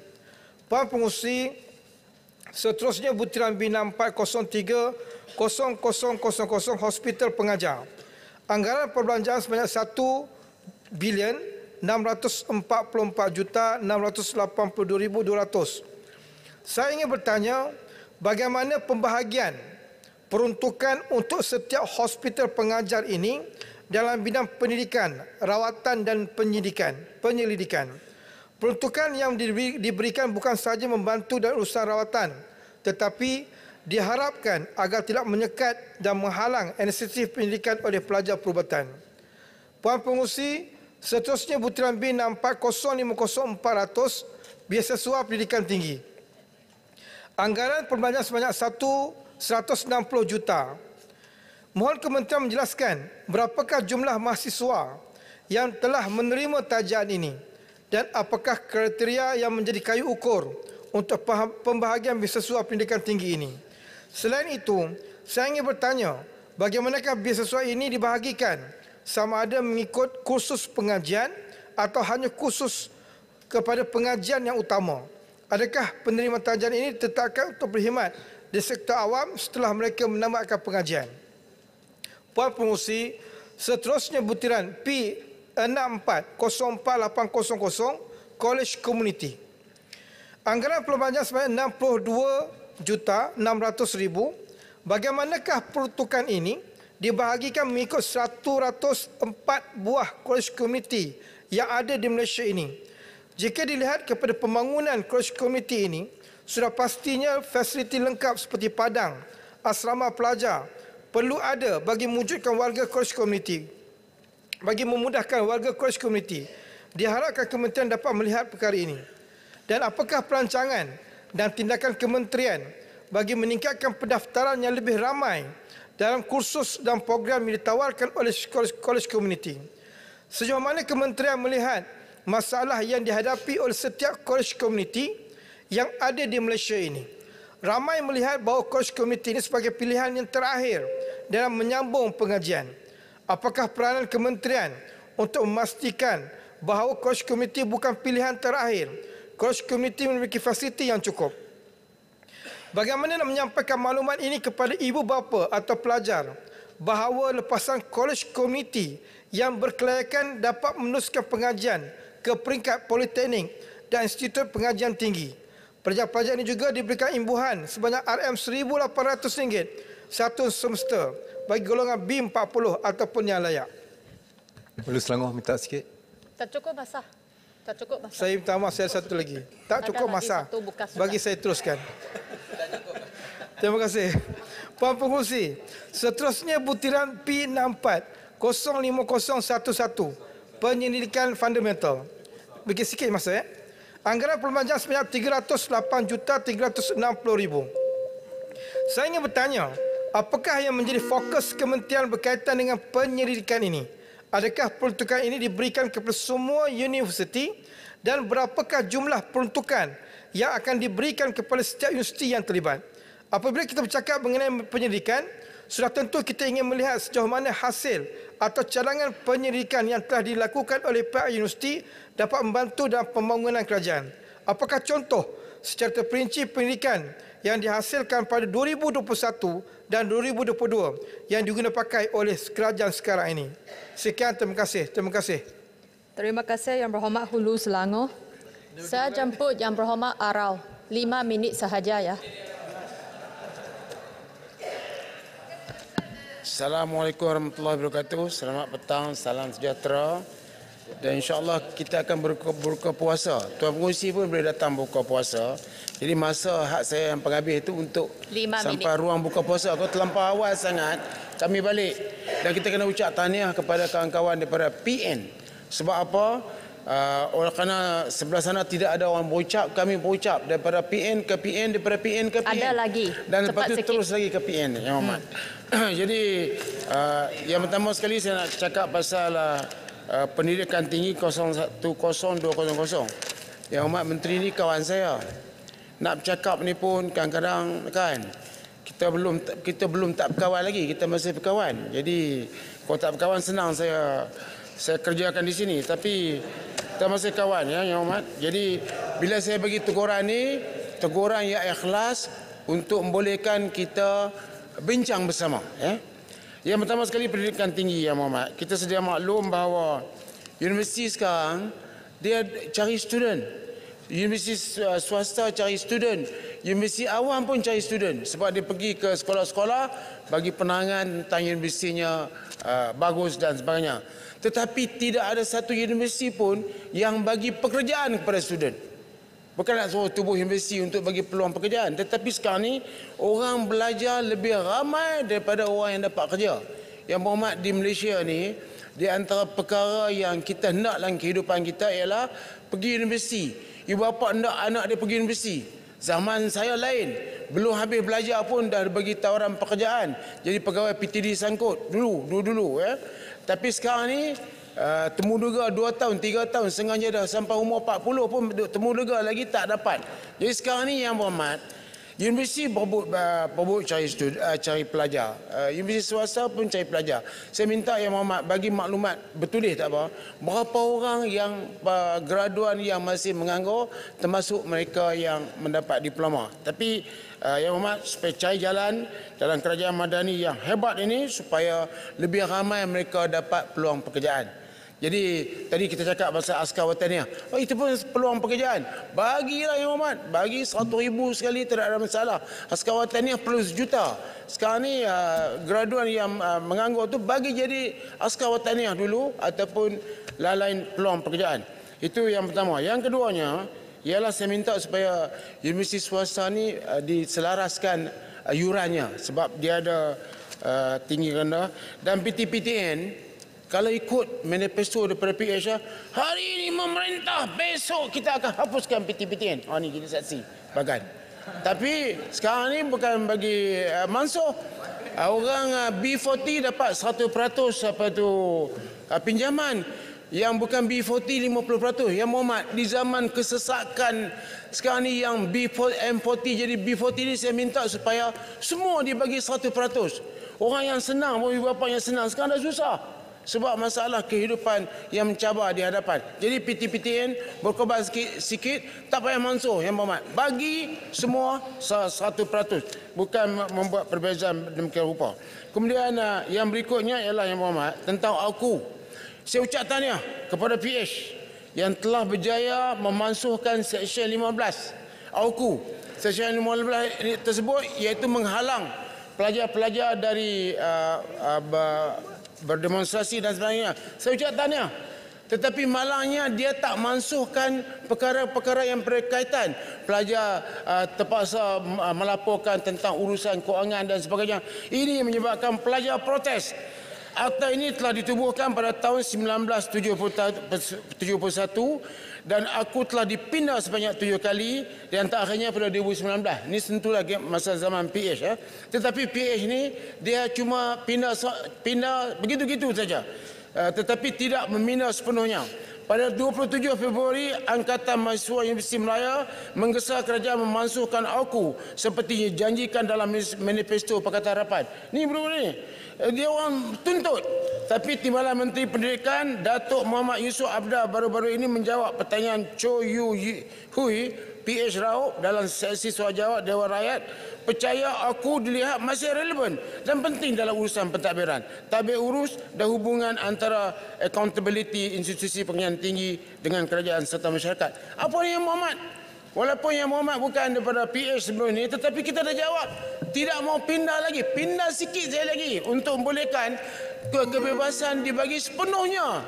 Kalau kami memerintah, confirm Yang Muhammad. Hari ini memerintah, esok kita bagi kebebasan kepada rakyat Malaysia. Arau, masa sudah tamat. Ini ahli parlimen. Masa sudah tamat. Ahli parlimen hari ini ramai hadir sebab mentakuti bahawa bajet ini tak luluskan. Kalau kami tak lulus, kita semua tak dapat allowance, tak dapat apa Yang Muhammad. Kami tak sebodoh itu. Kami cerdik. Kami akan pastikan bajet ini diluluskan. Arau, boleh minta laluan. Arau. Yang Muhammad. Arau, boleh minta laluan. Masa sudah tamat. Dah habis. Akhir sekali Yang Muhammad. Kata nak bagi free ya. Jumlah berapa bajet nak bagi? Sila duduk. Masa sudah tamat. Minta celah Arau. Section 4A. Tentang AUKU. Bagi PDPM free semua. Berapa jumlah dia tahu tak? Ada kira. Kopeng Petaling Jaya, sila duduk. Sila duduk. Peraturan 37.2, saya tidak membenarkan celahan. Arau, tak ada seminit. Sila gulung sekarang. Ya, gulung lah. Gulung saya seminit lah. Okey. Yang Muhammad, Section 4A. Kuasa Menteri melantik Naib Chancellor. Naib Chancellor Universiti Utara Malaysia baru 1 tahun jadi Naib Chancellor, tiba-tiba suruh berhenti. Dan ini saya dengar cerita Yang Muhammad panggil temuduga dan sebagainya. Yang Muhammad minta gunakan kuasa menteri itu sebaik mungkin. Jangan buat macam tu di kalangan profesional. 1 tahun, dia sepatutnya 3 tahun kontrak, kita bagi 1 tahun. Katalah kerajaan baru ambil alih, kena berhenti lagi ke dia? Tak boleh macam tu. Kita tak boleh bully pihak profesional dengan izin dengan menggunakan kuasa menteri seperti Menteri KDN bully kita tentang Seksyen 70. Ya, Yang Muhammad, Pak A, saya minta Yang Muhammad tolong bagi perhatian perkara ini. Saya ucap terima kasih kepada semua rakyat Malaysia. Selamat berpuasa, dan ini adalah ucapan teragung yang terakhir yang dibuat di Dewan ini sebelum kita mengundi. Dan saya nak beritahu kepada semua bahawa kami rakyat Malaysia sentiasa mendukung kepada kesejahteraan rakyat. Terima kasih. Assalamualaikum warahmatullahi wabarakatuh. Terima kasih Yang Berhormat Arau. Pembahas yang terakhir bagi hari ini adalah Yang Berhormat Bandar Kuching. Saya yang terakhir. Dari Sarawak, we have the last say. Terima kasih Puan Pengerusi kerana berikan peluang kepada saya untuk berbahas. Saya mendengar dengan teliti apa yang dikatakan oleh Yang Berhormat Arau tadi. Masa kita PH 22 bulan kita dah mulakan reformasi, tetapi dikhianati, dijatuhkan oleh mereka yang mengkhianati mandat rakyat. Tapi masa 33 bulan, PN apa yang lakukan untuk mahasiswa? Habuk pun tak ada. Jangan nak hero-hero sekarang. Masa yang ada kuasa, tak lakukan apa-apa. Sorry Pengerusi, saya nak bawa isu butiran 030000 Hospital Pengajar, khususnya 030100 Pusat Perubatan Universiti Malaya PPUM, 030500 Pusat Perubatan Universiti Putra Malaysia PPUPM.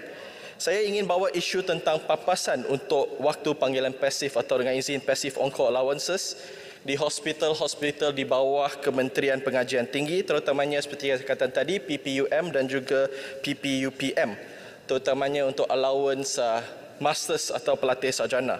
Puan Pengerusi, kita tahu bahawa panggilan pasif merujuk kepada panggilan di mana pekerja kesihatan tersebut mereka standby sama di rumah ataupun di luar untuk bertugas di hospital.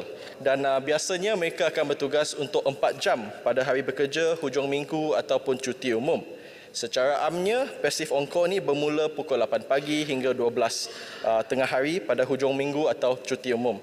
Tetapi secara amnya, banyak kes yang datang, pesakit yang datang, banyak ada komplikasi, ada isu yang rumit, maka pekerja kesihatan tersebut terpaksa tinggal untuk menyelesaikan isu pesakit tersebut. Dan ada yang terpaksa balik pada pukul 7-8 malam tersebut. Secara puratanya, doktor atau pekerja kesihatan mereka akan lakukan 3 hingga 4 panggilan pasif setiap bulan. Walau bagaimanapun disebabkan kekurangan tenaga kerja dalam jawatan tertentu, mereka terpaksa lakukan 5 hingga 7 panggilan pasif. Itu bermaksud hampir setiap hari mereka bekerja di hospital. Walaupun dengan kerja sedemikian, namun tidak ada pampasan diberikan pada masa itu. Doktor kehilangan hampir RM560 sehingga RM980 sebulan. Ini kira-kira 10 hingga 20% daripada gaji bulanan mereka. Jadi Puan Pengerusi, sebenarnya banyak pekerja kesihatan mereka belum dapat tuntutan tersebut walaupun kerja telah dilakukan, malah clock in card tersebut telah menunjukkan mereka telah lakukan kerja tersebut.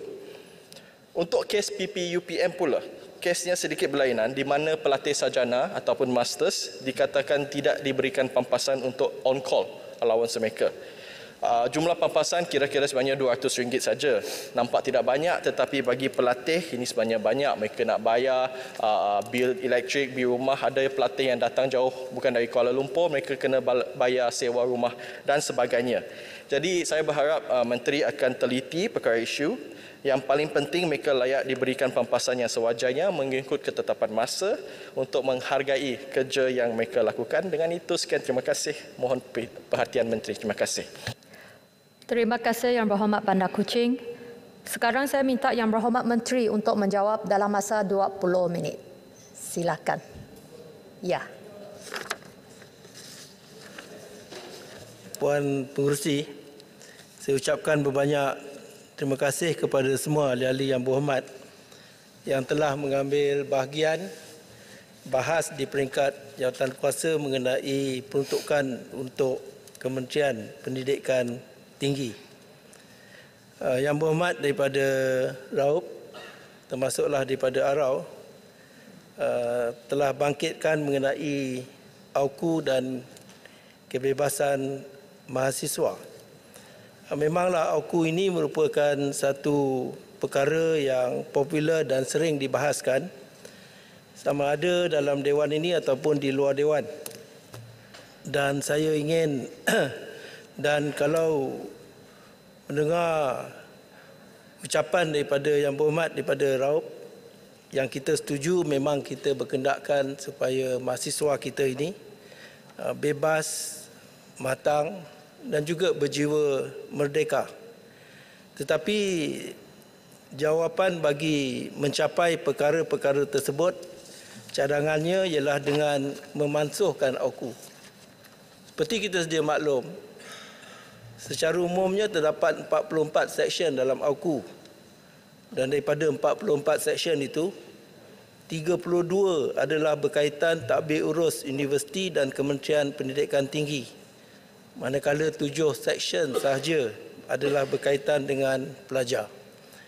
Dan saya ingin beri jaminan iaitu kita akan terus memberi kebebasan kepada pelajar dan kementerian sememangnya dalam proses untuk meminda Seksyen 15 AUKU bagi membolehkan mahasiswa mengurus sendiri urusan akaun dan kewangan mereka. So itu dalam proses. InsyaAllah mungkin tahun ini kita akan dapat bentangkan dalam parlimen. Dan apabila kita membolehkan mahasiswa menguruskan sendiri urusan akaun dan kewangan mereka, termasuklah mendapat dana, mencari dana, mengutip dana, maka itu juga bermakna kebergantungannya kepada universiti dan kerajaan untuk dapat pembiayaan bagi membayar segala aktivitinya wajar dan sepatutnya dikurangkan. Sebab itu maksudnya apabila diberikan kebebasan. Takkanlah bila diberi kebebasan masih nak lari ke kementerian, ke kerajaan untuk dapat duit. Jadi atas sebab itulah kebebasan itu diberikan. Walau apa pun, memandangkan bahawa ini satu perkara yang mempunyai pelbagai saranan dan pandangan, maka pihak kementerian seperti yang telah dijanjikan, kita akan mengadakan satu sesi libat urus atau dengan izin town hall pada 6 April yang akan datang. Dan sesi libat urus ini bukan sahaja melibatkan pelajar tetapi wakil pentadbiran universiti, ibu bapa, masyarakat, kerana seperti yang telah saya katakan tadi, 44 seksyen dalam AUKU itu bukan semuanya mengenai pelajar. Maka di situlah kita akan timbang dan fikirkan. Dan saya sambut baik tadi ada Yang Berhormat yang bangkitkan daripada Langkawi ke daripada mana tadi mengenai penubuhan cawangan universiti. Maknanya rata-rata bersetuju tak boleh, tak wajar diwujudkan cawangan politik dalam universiti. Jadi saya anggap itu sebagai satu keputusan yang diterima semua. Jadi saya beri jaminan tak akan ada cawangan parti politik ditubuhkan dalam universiti.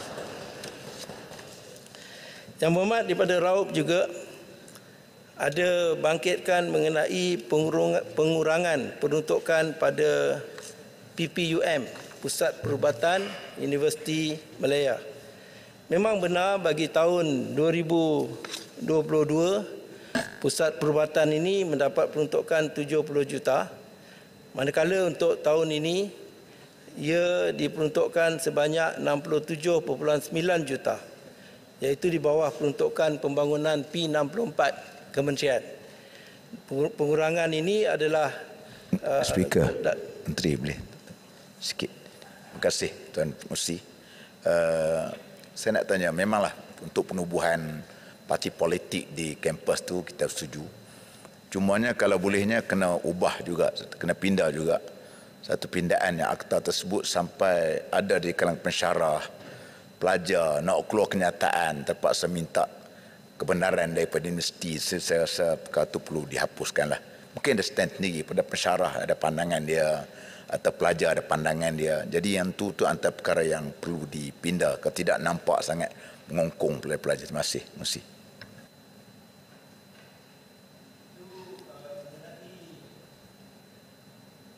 Mengenai pelajar saya sambut baik, tetapi mengenai pensyarah sebagainya dia tertakluk kepada peraturan sebagai penjawat awam, bukan bawah AUKU tetapi bawah undang-undang lain. Sebab dia dianggap sebagai penjawat awam, jadi dia tertakluk kepada segala undang-undang dan peraturan sebagai seorang penjawat awam. Jadi memang ada pengurangan dalam 3.1%. Menteri, sekejap sikit ni.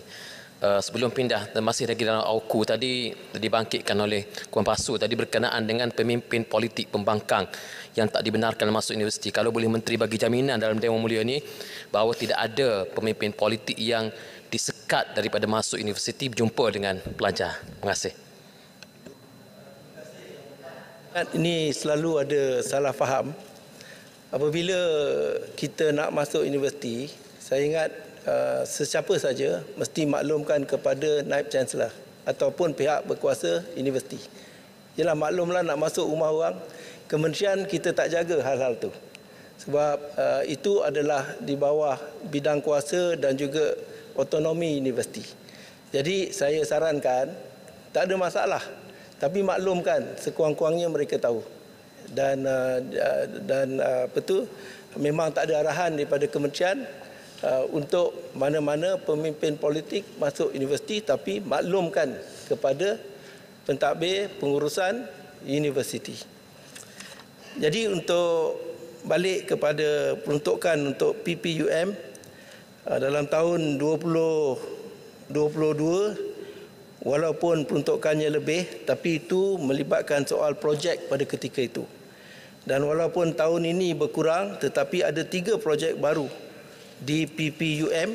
Hanya mungkin projek-projek itu nilainya tidaklah setinggi sebagaimana projek sebelum daripada ini. Sahabat saya Indra Mahkota telah bangkitkan mengenai soal mengembalikan kegemilangan di IPTA. Saya percaya kita semua memang berhasrat untuk pastikan supaya semua universiti kita mencapai kecemerlangan dan juga kegemilangan. Dalam konteks ini, saya suka nyatakan bahawa pihak kementerian memang melaksanakan transformasi pendidikan tinggi melalui semakan semula kurikulum program akademik pada sepanjang masa.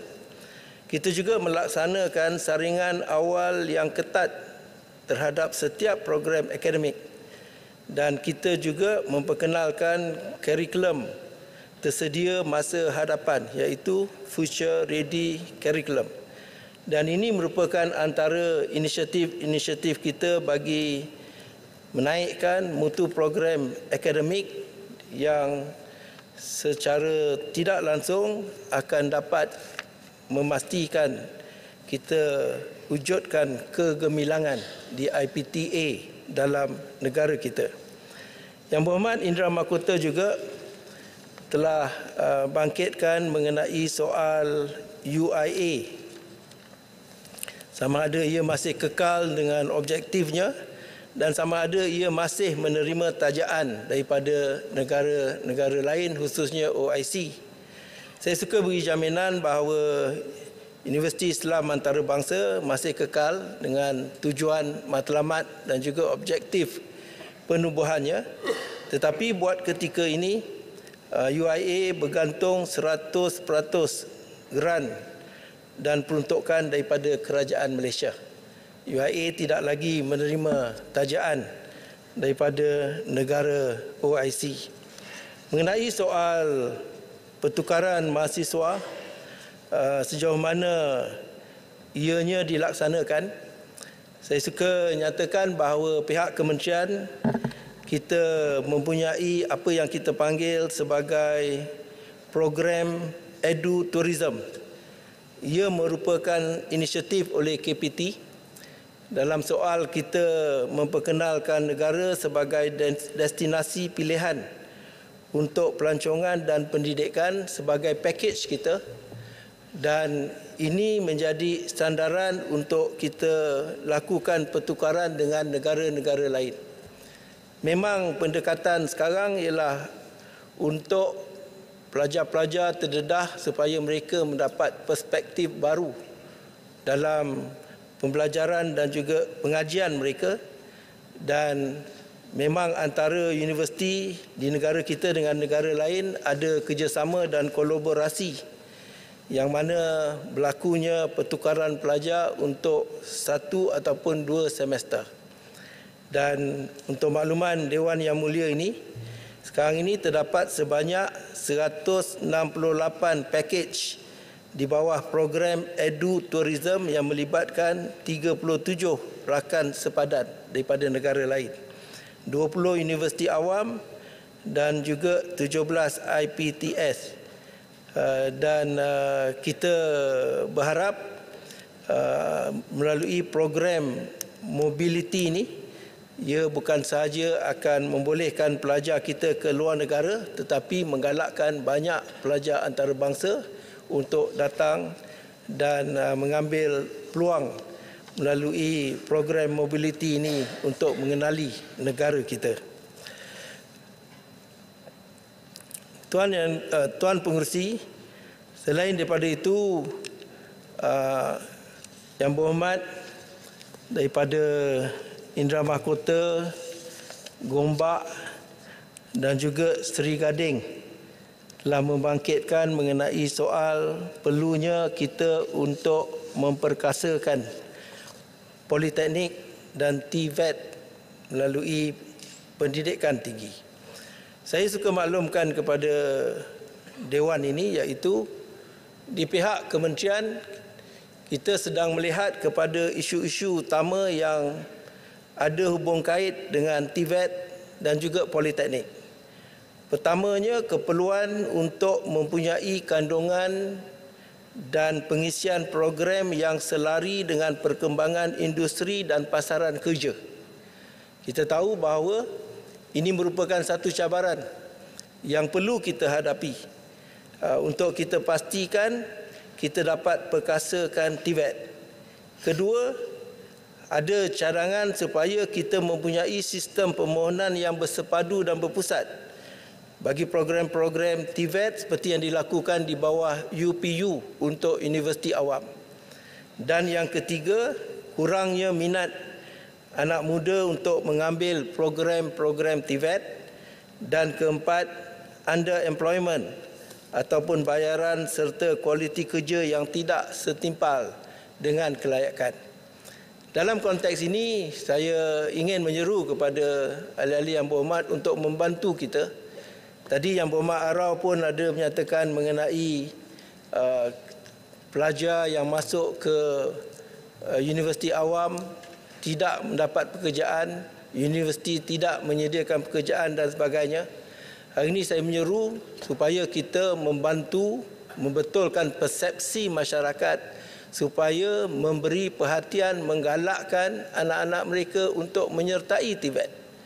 Bahawa negara sebenarnya memerlukan anak-anak kita, generasi masa depan untuk lebih mahir dan menguasai bidang-bidang yang disediakan melalui TVET dan bukan semata-mata melalui universiti ataupun sama ada awam ataupun swasta.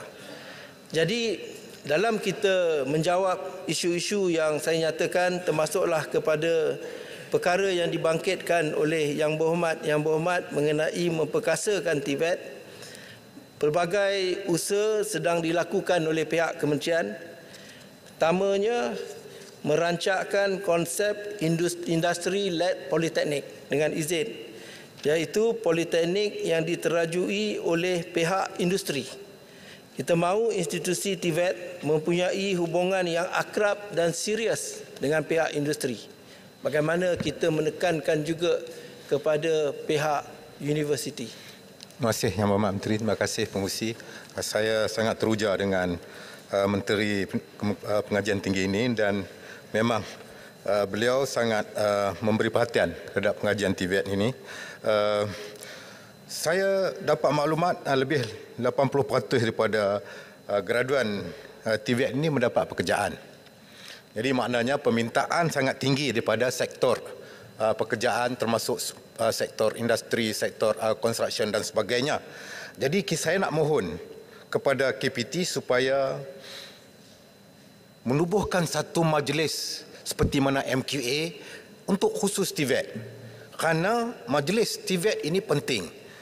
Saya melihat keadaan ini supaya MKA boleh menumpukan kepada akademik. Jadi bila majlis khas seperti MKA, dia akan tumpukan kepada pengiktirafan dan akreditasi yang mana boleh menjadi first choice, parent first choice for dia punya anak-anak untuk dia pilih TVET, sistem TVET ini. Kerana kita tahu permintaan dalam sektor pekerjaan sangat tinggi. Inilah saya minta. Sekarang ini MQA dia kontrol, dia fokus dua, akademik dan juga TVET. Jadi bagi saya rasalah, kalau saya silap, saya mohon maaf, TVET ini bagi MQA ini mungkin second class kerana dia ada vocational, dia ada pendidikan yang bukan brilliant daripada pendidikan brilliant student-student kita ini dimasukkan TVET. Jadi kita tak nak lagi TVET ini jadikan second class, kita nak TVET menjadi first choice seperti mana akademik yang MQA sedang kontrol ini. Itu saja pandangan saya kepada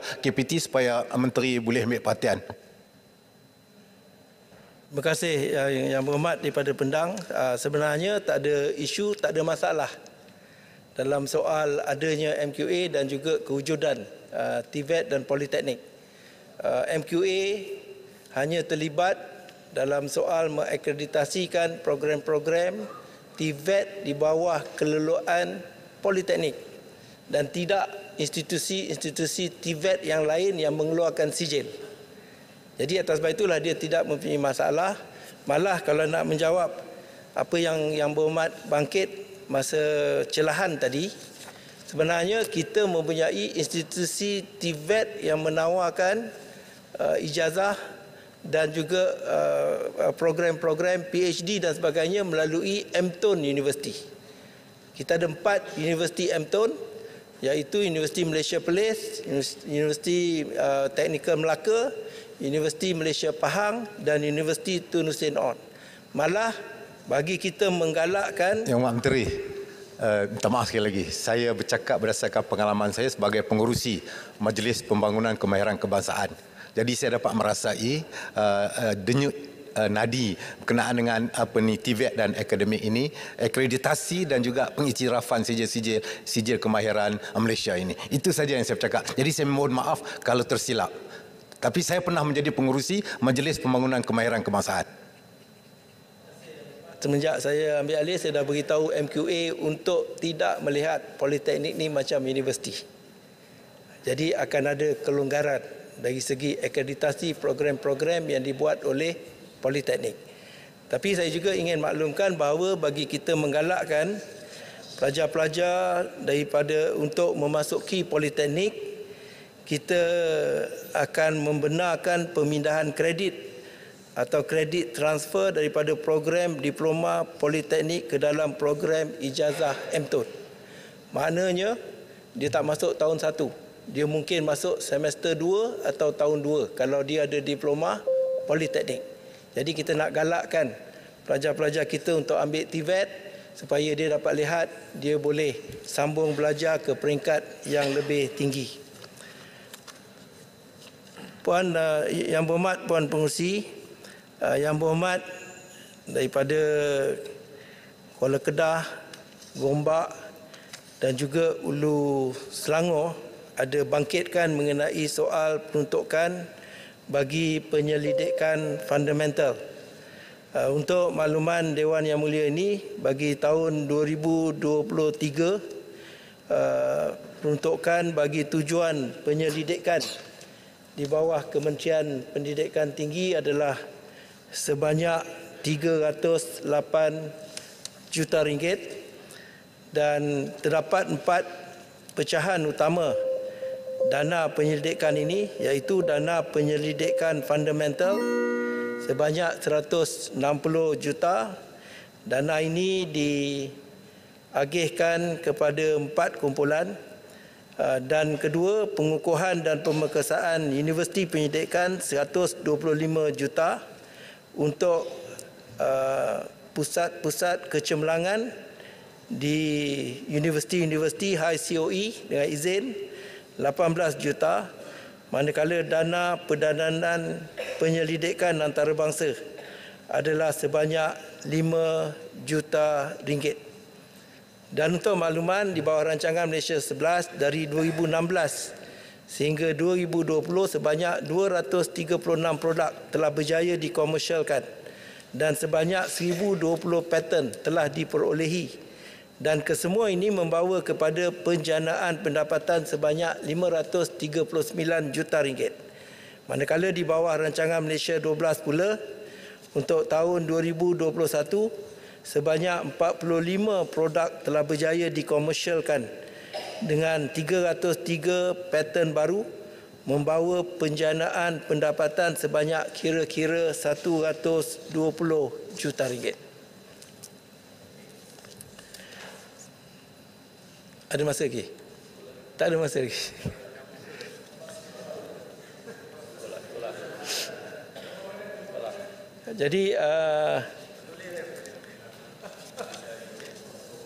Jadi yang berhormat Puan Pengerusi, itu mengenai penyelidikan fundamental. Saya mungkin mengakhiri untuk ini dan saya akan menjawab secara bertulis perkara-perkara yang lain yang saya tak sempat.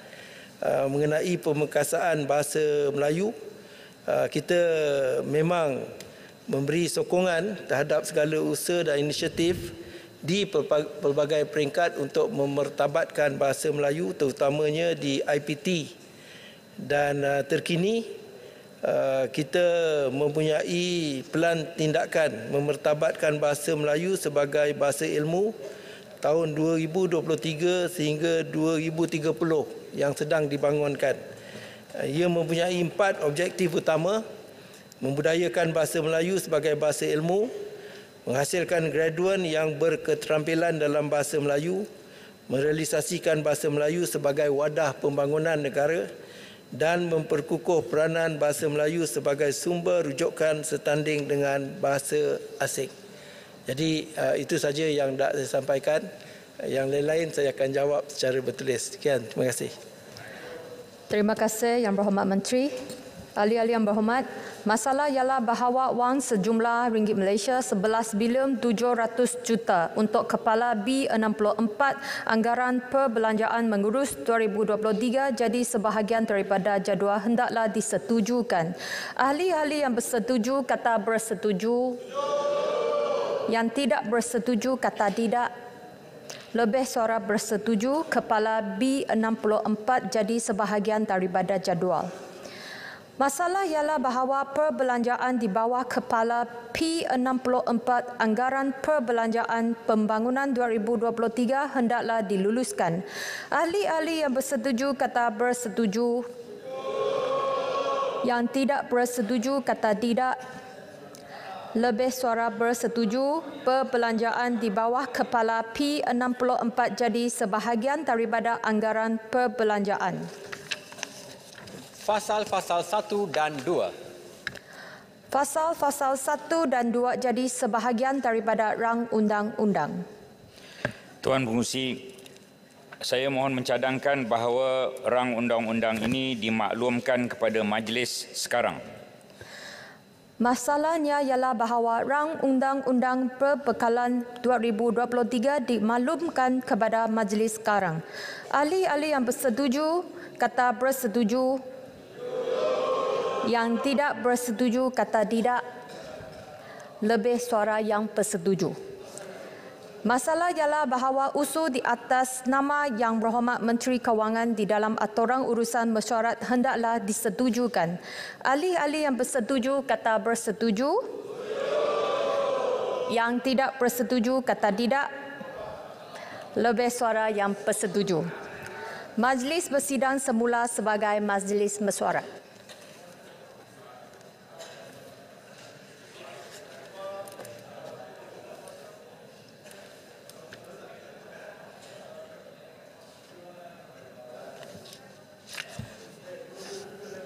Tuan Yang Dipertua, saya mohon mencadangkan rang undang-undang bernama suatu akta bagi menggunakan sejumlah wang daripada kumpulan wang disatukan untuk perkhidmatan bagi tahun 2023 dan bagi memperuntukkan jumlah wang itu dan apa-apa jumlah wang lain yang telah dibenarkan sebagai perbelanjaan untuk perkhidmatan bagi sebahagian daripada tahun itu telah ditimbangkan dalam jawatan kuasa dan dipersetujukan tanpa pindaan. Saya mohon cadangkan bahawa rang undang-undang ini dibacakan kali yang ketiga dan diluluskan sekarang. Yang Berhormat Yang Dipertua, saya mohon menyokong. Masalahnya ialah bahawa rang undang-undang dibacakan kali yang ketiga dan diluluskan sekarang. Ahli-ahli yang berhormat, yang bersetuju kata bersetuju, yang tidak bersetuju kata tidak. Lebih suara yang bersetuju. Rang undang-undang ini dibacakan kali yang ketiga sekarang. Rang undang-undang bernama suatu akta bagi menggunakan sejumlah wang daripada kumpulan wang disatukan untuk perkhidmatan bagi tahun 2023 dan bagi memperuntukkan jumlah wang itu dan apa-apa jumlah wang lain yang telah dibenarkan sebagai perbelanjaan untuk perkhidmatan bagi sebahagian daripada tahun itu. Tuan Yang Pertua, saya mohon memaklumkan iaitu jawatankuasa telah menimbang usul yang diedarkan kepadanya dan bersetuju dengan usul itu. Saya mencadangkan bahawa Dewan ini menurut subsection 4 dalam kurungan 3 Akta Kumpulan Wang Pembangunan 1966 dalam kurungan Akta 406 membuat ketetapan bahawa satu jumlah wang sebanyak tidak lebih daripada 99 bilion ringgit dibelanjakan daripada kumpulan wang pembangunan bagi tahun 2023 dan bagi tujuan dan butiran perbelanjaan pembangunan yang dinyatakan di bawah maksud pembangunan atau P dalam senarai anggaran Perbelanjaan Persekutuan 2023 yang dibentangkan sebagai Kertas Perintah 19 tahun 2023 adalah diuntukkan di bawah maksud-maksud yang berkenaan jumlah-jumlah yang bertentangan dengan butiran-butiran itu di ruangan 6 dan 7 senarai tersebut dan bahawa usul yang telah diluluskan oleh Dewan ini pada 20 Disember 2022 dalam belanjawan sementara mengenai perbelanjaan yang dibelanjakan kepada kumpulan wang pembangunan bagi tahun kewangan 2023 adalah dibatalkan dan hendaklah disahkan. Ada sesiapa yang menyokong? Berhormat Yang Pertua, saya mohon menyokong. Masalahnya ialah usul Menteri Kewangan seperti yang tertera di nombor 1 dalam aturan urusan mesyuarat hendaklah disetujukan. Ahli-ahli yang berhormat yang bersetuju kata bersetuju. Yang tidak bersetuju kata tidak. Lebih suara yang bersetuju, usul disetujukan. Ahli-ahli yang berhormat, sebelum saya menangguhkan mesyuarat Dewan ini, saya menjemput semua ahli-ahli Dewan untuk menghadiri majlis perjumpaan yang di-Pertua Dewan Negara dan yang di-Pertua